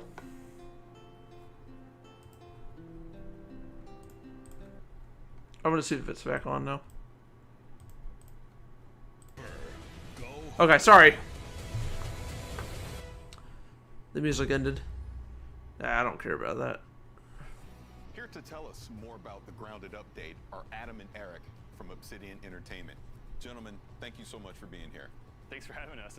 It's a pleasure to be here. Yeah, it's a real honor. No, absolutely. Love Grounded, love everything that you guys have been doing with it. Now, my first question is this mushroom system. What can you tell me about that? Yeah, so that's one of the big things for the Shroom and Doom update is mushrooms. We're really changing how the yard is with mushrooms. Every mushroom that you see in the yard is now harvestable, which is really cool. So the small ones, the big ones, the big toadstools, the ones that you find in caves, now those were present in the yard before, but now you can actually harvest them and get mushroom stuff out of them. The next kind of part of that is that we're adding a couple base building elements like mushroom bricks. Yeah. So you have to take all those mushrooms that you find, and then you have to grind them up in a grinder, which is a new building, and then you have to take them to your oven, which is another new building that we're adding, and bake the mushroom stuff into bricks. And then with the mushroom brick buildings, there's a whole host of new options for base builders, and it's more fortified walls and a bunch of other options, so you can build a cool big castle. Oh, that's really cool. Now, we saw the Brood Mother, so you're bringing bosses into Grounded. What can you tell me about that? What does that mean for the direction of the game as we move forward? Yeah, so the Brood Mother's our first boss. Yeah. So we actually launched with the Brood Mother, and we didn't really feel it hit the right mark. So we took the Brood Mother out, and we wanted to spend a lot of time making it a really memorable boss fight.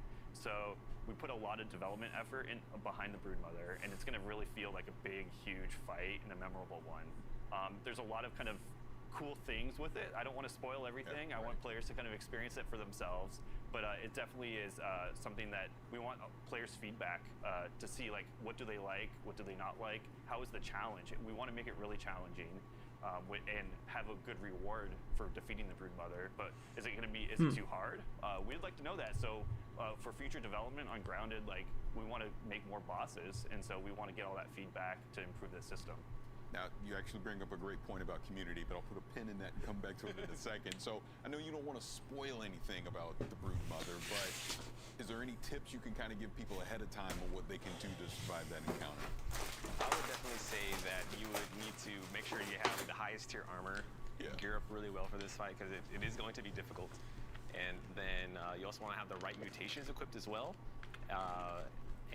If you're playing with your friends, it might be good for one of your friends or yourself to use the brand new crossbow we're going to put into the game, so you can have some ranged DPS while someone else like face tanks the Brood Mother. So it's going to be pretty cool. That's pretty cool. So again, going back to community, I know you love getting feedback about Grounded, obviously starting as an early access game, but what are some of the things that you're looking for as far as in this update? And what was something that you got feedback-wise from the community that you put in this update?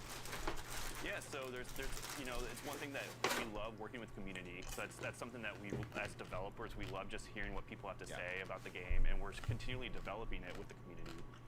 So there's a lot of new things in our new update. One of those things is flipping buildings, and that's one thing that we're really like. Your very own personalized class. Features. Another one is just sprinting up ladders, Hold which on. is something that, like, you know, just hearing people how they interact with ladders and adding a sprint mode. The other one is one of our funnier features that we're adding is sitting in chairs. Yeah. So it's something that a lot of people really wanted. We're also introducing like the first phase of pets in the game, so we're going to start with aphids, so you'll be able to tame an aphid, run around the yard with the aphid, but you also got to make sure you protect your aphid, because accidents can happen in the backyard. Oh, there's one other thing too, achievements. So we're really excited to announce that we have achievements in Grounded, and that's purely based on everyone's feedback. Everyone's been wanting achievements, and so we're finally adding them to the game. That's really good. Now, again, sticking with this, the topic. That's kind of cool. So this was an early access game, and it sounds like pretty much the foundation of what Grounded is was built off of community feedback. So how does that process work internally for you as far as people submitting, like, hey, I want to sit, you know, I want achievement beds. Like, how does that whole process work? We have a lot of like avenues where we gather feedback from the community. So we do weekly developer streams where chat can ask a bunch of questions when we have Adam on or other developers or myself, and we'll gather feedback in sessions there. And then our main source of feedback is through our official Discord, Grounded the Game. And I use a series of bots to gather a bunch of feedbacks from the players, and then from there, me, Adam, a couple members of the team, and also from the community team get together, and we have a weekly meeting going over all the suggestions and kind of prioritizing what will work and what we can put later in the future for like other suggestions. Excellent. Well, gentlemen, thank you so much for taking some time to come talk to me about this new update for Grounded. It looks like a lot of fun. I'm gonna get to sit, I guess, right now. That's great. Thank you so much. Yeah, it's been a lot of fun. It's almost time for a closer look at the multiplayer trailer for Halo Infinite. But first, it's time to see what the snow, the slopes, and the powder spray look like when powered by Xbox Series X and S. Oh. This is Shredders. Hey there, and welcome to the stream where you'll get an extra glimpse on our snowboard game that's called... Oh, Sean White? Oh no, I thought that was Sean White. Hello, this is Marcus Poshmo, lead on Shredders and Foam Punch. Yeah, you've probably seen our trailer at the Xbox event. We've been tinkering on this game for a while now, and while it's still in development, we're happy to show you more of this game. So I'm switching to I'm gonna test something. drone cam. I can actually spawn wherever I want, like instantly. But I first want to show you some of the areas we've been working on. This mountain resort is called Frozen Wood.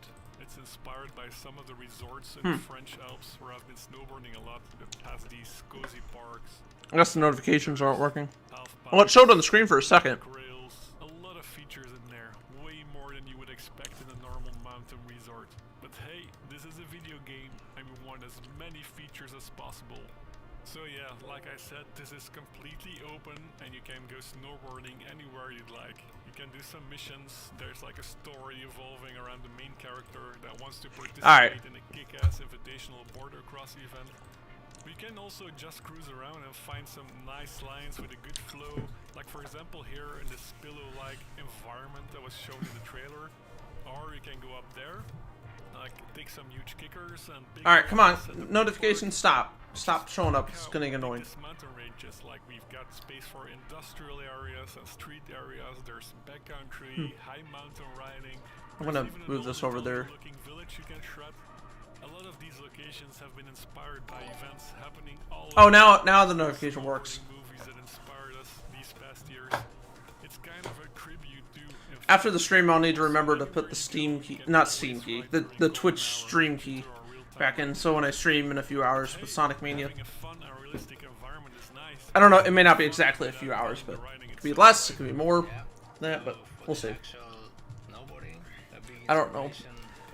But I'm probably going to go live in around a few hours, 2 to 3 hours, something like that. Stuff that they do on a snowboard, and of course ourselves riding in real life and just having fun and being creative on a snowboard. I'm hoping this is almost over because I have to go to the bathroom. I don't really want to go right in. I want to wait until it's over though. I don't want to go in the middle unless it's an emergency. I'm assuming Halo Infinite is going to be the last thing they talk about, probably. Touching those sticks, and it gives you a lot of freedom in your playstyle. So you can choose to be smooth and lazy, or if you are more like fast and aggressive, or you can change up your style however you want. Whoa. If you want the motions kept fluid. I would not even be able to do that. I would fall like you did a few seconds ago. We had to create a complete animation system dedicated just for this. And here you can see the board interacting with the snow.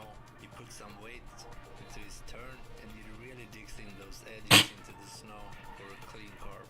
Or you can just use the board stick here to speed check, to line up for a feature. But you can also use both of the sticks combined for even greater control. Yeah, like here you can see him balancing on the tail of the board. This is called... This game does look cool. This stance you can also start tricking just as in normal riding. So for the trickster system, we're trying to give as much control as possible to any trick you've seen in a movie or any crazy trick that you can imagine, while still making it look great. Every grab you can do, you can also tweak it out with the board stick. spin, you have to get the timing down in the takeoff. And while you're in there, you keep your body tight, so you keep spinning at that high rate. And then it's just a matter of putting down your feet when it's time to land. When we succeed, it looks very simple and natural. So that is what we're trying to achieve, a really fun snowboard game. 4 writers by writers. Halo!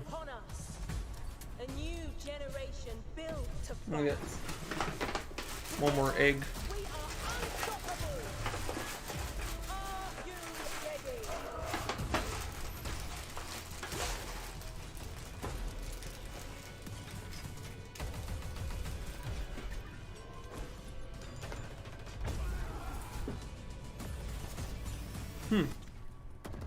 No scope.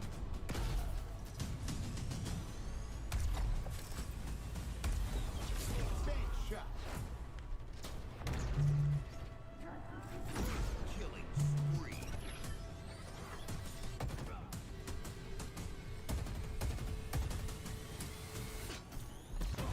Double kill. Hello, let's do some damage.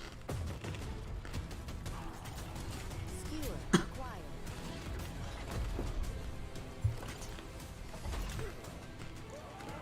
Grapple jack. Claim the enemy flag. Return it to base.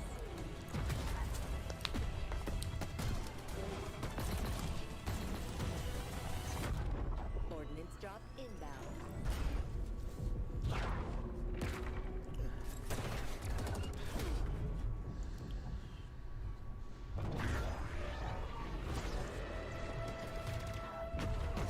The flag is ours. Please call at your earliest convenience.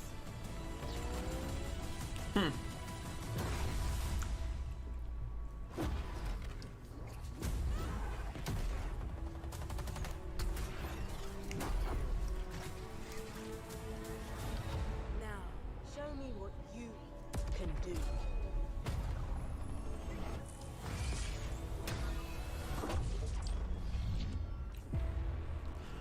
Multiplayer, free to play. That's, I mean, you still all do have to buy the game, though. I believe. Okay, coming this year.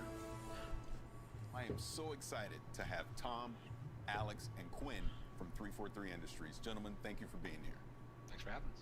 Now, I Didn't watched the Bungie multiplayer trailer used to numerous do a times, Halo game? and I want to see some specific I think. moments from it, so They we can did break it at down. least one. So can we roll the trailer to 15 Thought they seconds did Halo and let's 3, talk but about a new I'm not. character. I don't even know if that's A new true. day is upon us. A new generation built to fight. I'll look it up later. Together, we are unstoppable. Are you ready? All right, now who is this character? She looks like she's in charge. Your senses are right there. She's very much in charge. That's Commander Lorette. She's in charge of the Spartan Academy, which is the kind of contextual wrapper that the whole multiplayer universe lives Oh, they did She is basically training the new generation of Spartans. Halo Combat Evolved. Better, and that's really where everything wraps around. I really love this character, and then what's cool is not only is it kind of the contextual wrapper for the game, but it's also we have a whole suite of academy features, we call them, where there's a tutorial that teaches the players the fundamental basics of the game. There's weapon drills that let you practice with every weapon that exists in the game. Okay, so it started off with Bungie. And then there's a whole thing we call training mode, which lets you play against bots on any map, basically, in the game. Oh, cool. And lets you experiment with the toys and kind of learn the flows of everything. So we really want to bring players on board at the game, and again, under her orders and her charge. Now, I want to go to 50 seconds in the trailer because there was a lot of action going on, and I want to check that out.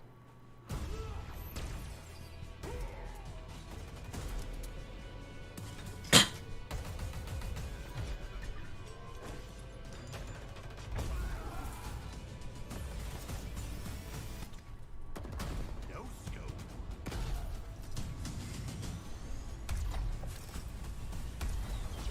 Bank shot. Killing spree.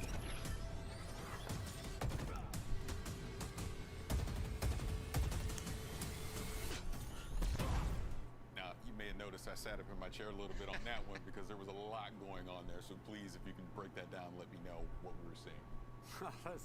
there's a lot to break down. I don't know if we got enough time to get all the way into it. But some of the things that I really love when I look at that trailer is that first sequence where the player, they have the bulldog shotgun, they're running through, shotgunning enemies, they grab the commando off the rack, put some shots in, load sensor, like there's all sorts of different things that the player is interacting with, and that's the sandbox. That's what we call the sandbox, the toys that is at the disposal for a player's hands, and we just really love that moment in the trailer where they have the grapple shot, they look up, grapple the ceiling, and then in midair, no scope snipe an enemy, come all the way down, back whack a foe, and then the rest is history as you just see what happened in that trailer. But that's just some of the stuff that players can do, and that's actually the game. That's not just a movie for cinematic experience. Like, that is the game that if players are good enough, put in time, they can actually do the things that you see in the trailer. Yeah, and few things are more important to Halo multiplayer than like interacting with the sandbox and combining it, picking it up off the map and combining it into awesome play styles. So what we did was every sandbox item in the game, when it spawns, it's spawning on an object in the map, so you can see where those things can be found. And then it also tells you the respawn time of that item, when it's going to come back, and you always know I can go grab that commando over at this spot like that guy did. So, and then when the players accrue all those awesome items and do awesome things, you heard the return of Jeff Steitzer, the multiplayer announcer, shouting out medals. So we always want to give players medals when they do really cool things.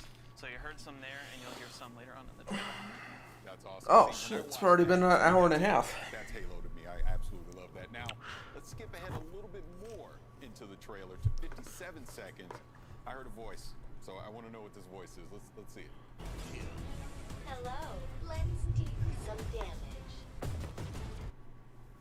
Yeah, so that is the player's personal AI.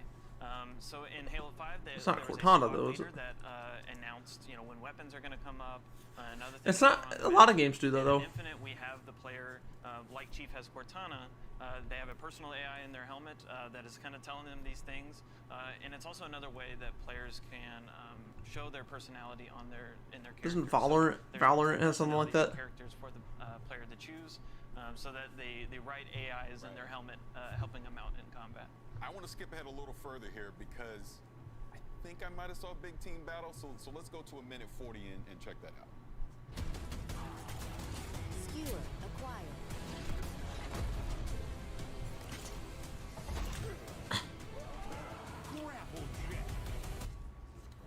Claim the enemy flag. Return it to base.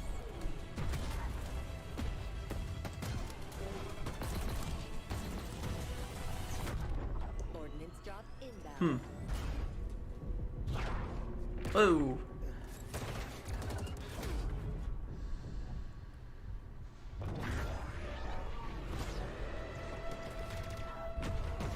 The flag is ours.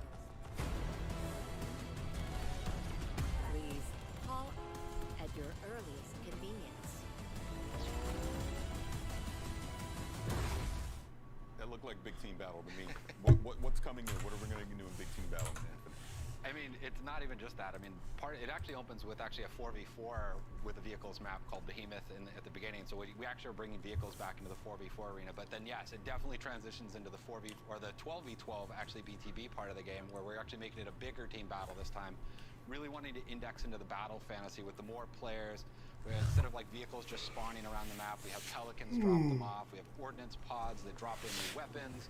And inside of that whole time, you have the battle commander, Lorette, talking in your ear, giving you orders and trying to kind of encourage you to play around, but really just bringing the whole sandbox and the play style around this whole battle experience to the building.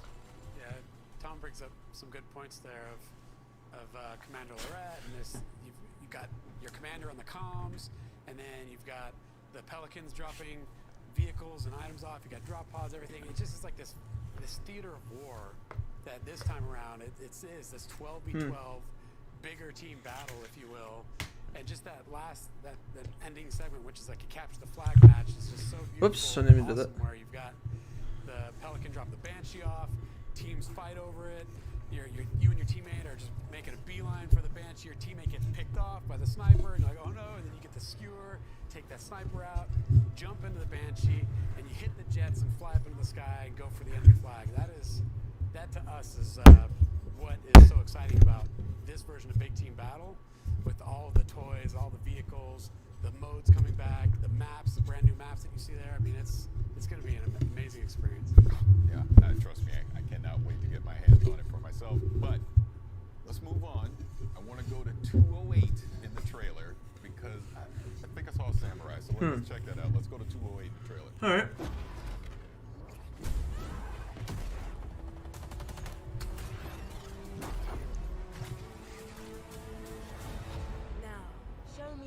Where's this? What? I'm saying samurai. Samurai. Where's the samurai? Oh, is that it? Okay. So I guess next would be a ninja. I guess. Definitely a samurai. So kind of talk about that. So we're gonna start seeing some more customization with the armor coming in. Yeah, I mean that is a samurai Spartan armor, and so it'll be an armor you'll be able to unlock for free in the first season, which is super cool. Players will be able to equip it, gain more armor pieces and customization options for it, etc. across the season. And then we actually have more of this stuff kind of coming down the line. There's actually some really cool ideas that we're seeing in that our team that's building that stuff. So there'll be a lot of other cool armors besides just the really core Halo Spartan armors. There'll be some other different kind of twists and things for players to play with. Awesome. Look, now before we get out of here, first of all, I want to thank all of you for being here to talk about Halo Infinite. I'm excited. I can't wait to get my hands on it and play it. But before we do leave, is there anything else that you want to bring up and let fans out there know about? Well, I'm excited for people to actually get their hands on it like yourself. So, I mean, if people sign up on our Halo's Insiders program, we have in the summer, we have a technical preview that we're going to be launching, and so people to finally put their hands on the sticks. And I'm just really excited for players to actually finally get to play the game we're working on. Yeah, and then on launch day, Halo Infinite multiplayer is free to play, which is new to the franchise. The team Wait, is super on excited, launch day? To hopefully bring in Like, all sorts of fans. like it won't always be free? Experience the franchise or haven't played it in a long time to just try it out. I mean, you already got to pay for Xbox Live. Me with my buddies, if I have some friends out there that haven't played Halo before, I'm like, well, it's free. Just come on, let's jump in, download it, let's check it out. And if it's for you, it's for you. If it's not, then hey, it's not. But I kind of think it'll be for you, so I'm excited for it. Yeah, that's the other big key at that point is PC, right? Like this is a PC game as well. We've been putting a lot of effort into that. So not only is it going to be console, but also PC and free to play.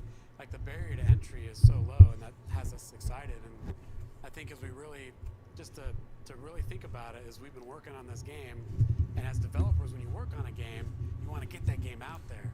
And that almost seems like, for us, that's the finish line. But in reality, it's going to be the starting line for all of us, for us and the Halo fans. Day one, there's going to be a bunch of content there and things that are exciting and good. But then we're going to add more content. We're going to add more maps. We're going to add more modes and weapons and vehicles, equipment items. And it's just the beginning of this whole journey that we've been on for a while, and we're going to take everyone else with us as the game comes out. I'm excited. Gentlemen, again, thank you so much. Now, for fans who want to learn even more about Halo Infinite multiplayer, check out the brand new deep dive video with the whole multiplayer team over on HaloWaypoint.com.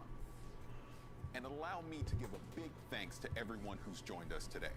Whether you play your favorite games on Xbox, PC, or Game Pass, the next 12 months will be nothing short of spectacular. All right. It has been my absolute honor to be your host and share this experience with you. But before I go, here's a gameplay deep dive from the team behind the highly anticipated Scarlet Nexus.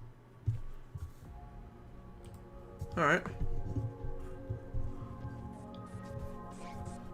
世界観を表現した世界観が収められたものになってます。で、見た目ビジュアルのこのスカーレットネクサスのビジュアルの特徴だとか、あとはキャラクターの見た目だとか、さまざまなルックスについてこのクリップでは紹介しようと思ってます。はい、この都市は、この世界の中では一番大きな都市というふうに紹介されています。ここはスオという都市で、このゲームの中心になる場所です。でこのスオの都市の見た目のインスピレーションは東京の景色と日本の90年代の景色をイメージしています。ユニークなビジュアル部分っていうのはいくらかあると思うんですけれど、あと今回はセルシェーディングとリアリスティックな背景を合成するような見た目を選んでいるんですけれど、それはまず密度感を表現したいからというのが一つありました。であともう一つはそのセルシェーディングのキャラクターとリアリスティックなと映像が混ざることによってまたそこでも異質な見た目、ちょっと面白い見た目にならないかなっていうのを模索しました。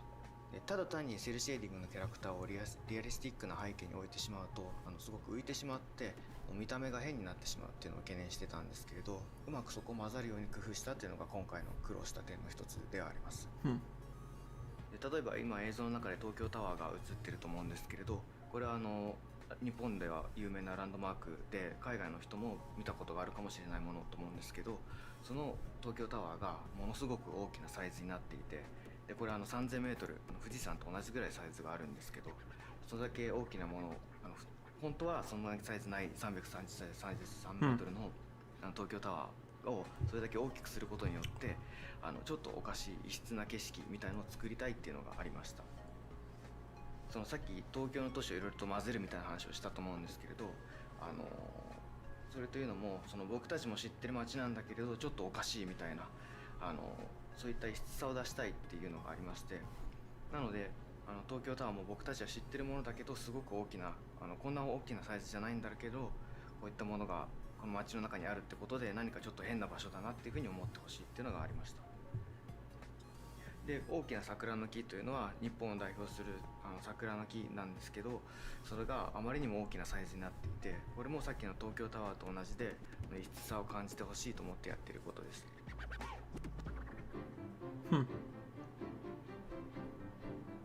でこれが本作の特徴となる怪異という主人公たちに立ちはだかる敵なんですけれど、この見た目については私は新規 IP、 新しい IP の新しいクリーチャーということで変わった見た目、何か興味を引く見た目にしたいというのが一つありました。でその上で私たちの感覚とは違うものを取り入れたいというのがきっかけにありまして、実際にアーティストの力を借りてこの怪異のデザインを再現しています。でそのアーティストの表現というのは美しさがありながらも死の世界だとかネガティブなイメージとポジティブなイメージを一つにしたような幻想的な表現をする作家の方なんですけれど、また彼らの動きについてこだわっているのは私たちの知っているような生き物でありそうで生き物のようであって私たちと違うものであるというのを表現したいっていうのがあったので、動きの中に一見動物のようで急に違うような動きをするだとか、人間のようでいて人間と違うような動きをするだとか、そんなモーションを取り込んでます。なのでモーションを作るときには人間っぽい部分だけはモーションキャプチャーを使ってるんですけど、そうでない部分は手付けなどにして人間の動きとそうでない動きをミックスさせることで不思議な動きにできないかなというのを考えていました。はい、共に新入隊員として入隊したキャラクターが2人いるというところで、chapters are there? から始まって、ただ同じ境遇に置かれている一つの物語をそれぞれの視点から描いていく。でそれぞれ視点で描くことで、その時片方の視点では見えなかった状況とかを別の視点では楽しんでいただける、そういうストーリーの楽しみ方を皆さんに提供したいと思って今回2人の主人公を用意しました。そして1人目がこちらですね、ゆいとすめらぎキャラクターですね。彼はですね非常に正義感が強くて、幼い頃に怪飛ばすぐに自分が怪から救われたっていう経験を持っていて、でその経験から自らも怪飛ばすぐに志願して入隊したっていうキャラクターになっています。はい、そしてもう一人がこちらのカサネランドールですね。はい、彼女はですね非常に優れた超能力を持っているもうエリートと呼ばれるキャラクターですね。怪討伐軍からもスカウトして入隊した非常に優秀なキャラクターです。Changing perspectives. 左側がですねこの重ねの視点ですね。で右側がユイトの視点でのイベントシーンになっていきますが、今重ねの視点でご覧いただいた通りちょっとユイトの姿が見えたりとかしています。で今重ねの方ですね、一緒に同行しているキャラクター、このキャラクターが実は未来予知の能力を持っているキャラクターで、ちょっとこのユイトたちがやられそうだなっていうのはちょっと分かるようなシーンになっています。この頃ユイトの方は今止めてますけど、これはユイトの方では入らずに次のシーンに進んでいきます。という形で、進んでいくと、こういうふうに怪異が降ってきて、同じような状況に置かれてしまう。ユイトの方ではこういうふうになってるんだなっていうのは分からずに進んでいきますが、重ねの方ではやっぱりそうなったかっていう形で物語が進行していきます。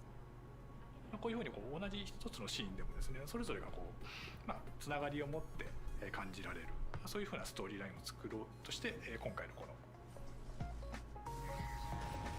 企画から今こう発売までっていうところでもうほぼ4年以上かかってるんですけれども、このストーリーラインというところももちろん企画の最初からこう作ってってはいるんですけど、非常にこの Hey!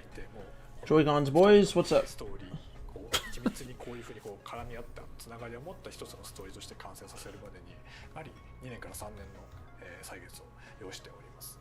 であとはですね、アクションの部分に関しても、開発チームとすごく議論して決めてまして、特にこの念力アクション、どういうふうな念力を使えたら皆さんが分かりやすく直感的にこう気持ちよくなってもらえるかっていうところは、非常にこう開発の中でもですね議論を重ねてできてきた部分がありますので、この念力を使うユイトと重ねのこのストーリーですね、物語っていうのをぜひ楽しんでもらえればと思います。はい、本作はですね、もともと僕が Try not to fall asleep in this last part. サイボーグ009とか、come on. キャラクターがいろんな能力を使って戦う集団っていうものが大好きで、そういうそのいろんな能力を使う集団を改めてそのゲーム化したいという思いで企画を立ち上げました。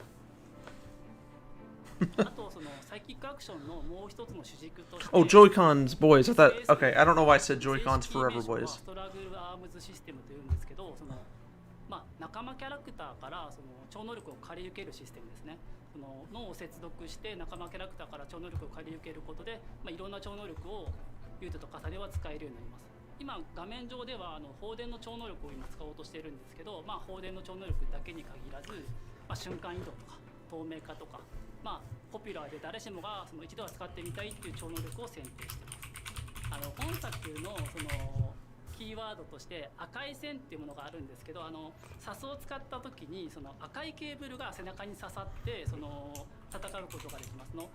そうですね、サスケーブルデザインする時にそのそうですね、見た人のその印象に残ってインターネットに残したいってことがまずあったんですよね。でそういう時見た時に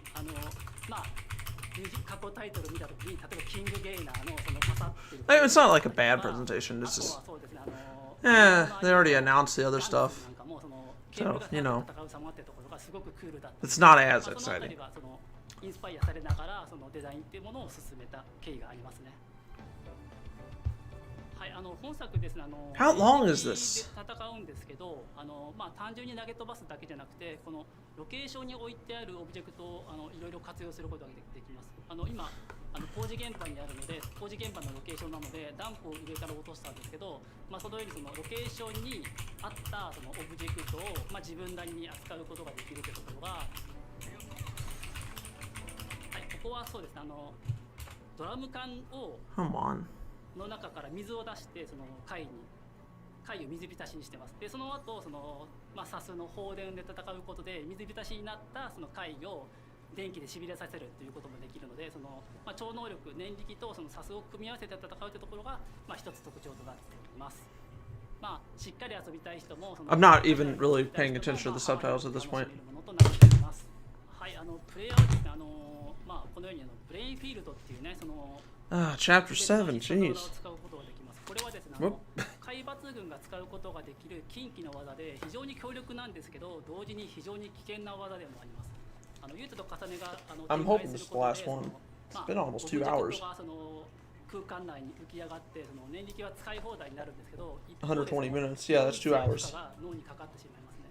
なので自分の言動がちょっとおかしなことを言ってしまったりとか、あとは聞こえないなノイズのような幻聴が聞こえたりとか、あとこのようにその途中で頭 I need to get an Xbox shirt. I'm just wearing my NES shirt. で加えてですね、この残り時間の秒数があるんですけど、 With the controller 制限時間が back in the day. ゲームオーバーになってしまうっていう非常に危険な技になっております。はい。なんだけどその非常に危険な技なんですけど、それをうまく使いこなして戦う自分がかっこいいっていう風な思いをプレイヤーに感じ取ってもらいたいなと思っております。あとそのブレインフィールド発動したらフードをかぶってそのたくさんケーブルが刺さった異様な姿になるかなと思うんですけど、これもその、ダークヒーローっぽいかっこよさがその、すごく危険な超能力を自分が扱って戦ってるってところを感じ取ってもらいたくて、このようなデザインにしております。こちらブレインマップと呼ばれるシステムにブレインなります。マップ。こちらはプレイヤーが成長するスキルツリーとなっております。このようにちょっと脳みその形をデザインしたツリーを意識して作ってます。で、今チャージが How long is this part? このように能力を拡張して新たなアクション、このレードの中ではため攻撃で範囲攻撃をできるようになってるんですけど、そういったアクションの拡張 I think Forza was more interesting than this. 年力ゲージ I'm not even big into racing. 強化系のスキルだったりとか、あとは I'm not a big アイテムを racing 使用 fan. した後のクールタイムが短く But that was more entertaining than this. とかさまざまないくつかのカテゴリーのスキルを習得することができるようになっています。で脳みそを脳神経を拡張していくようなデザインにこだわっててスキルを選択してボタンをホールドすることで神経が伸びていってどんどん脳神経が拡張していくような I guess it hasn't been 20 minutes yet, but 体験になることを意識してデザインしております。I mean, it looks okay, but 基本的に通常の I'm not trying to diss the developers or anything, but this is long, though. 底上げされるっていうことに加えて仲間との絆ですね。仲間と絆形成することで絆の力が強くなると絆レベルというものが上がって仲間から借り受ける超能力っていうものが強力になってきます。ブレインマップと通常のレベルとあとは仲間との絆を形成して成長させるってところがこの3つがこのゲームの成長システムになっております。Come on. 武器と念力の流れるようなコンビネーションってところが一つ特徴にしているんですけど、その流れるようなコンビネーションの体験ってところがシリーズ X だと 60fps で滑らかに体験できるので、その部分はすごくリッチな体験になってるなというふうに感じます。はい、開発チーム一同ね、スタッフ個々が全力で携わったタイトルですので、ぜひ楽しみにしていただけると嬉しいです。From my team and I, please enjoy Scarlet Nexus. Oh, okay. Oh, finally, it's over.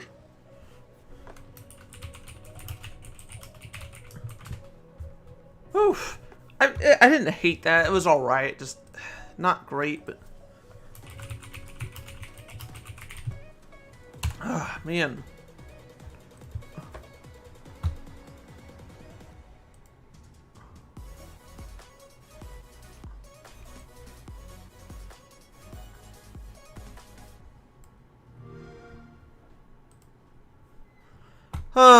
Okay, is that it? Alright, I'm going to end the stream. I want to thank you guys for watching. Been live probably in about a few hours. I'm not going to say 3 hours, but, a couple to a few hours. With some Sonic Mania. And if you are new, I would implore you to please help me get to 10,000 subs. I don't know when I'm going to do it. I was hoping to do it by E3. To be honest with you, my original set goal for myself was the end of 2021. I think I should hit it. I'm about 1,500 subs away. Oh, okay. YouTube is something... I didn't know. Okay, I thought that was the Xbox official stream. Anyway, yeah, so that's going to be it. I'm going to play an outro and then be done with this. Be back in a few hours. I'm going to be on Twitch, though, with Sonic Mania. So, yeah. Have a good one.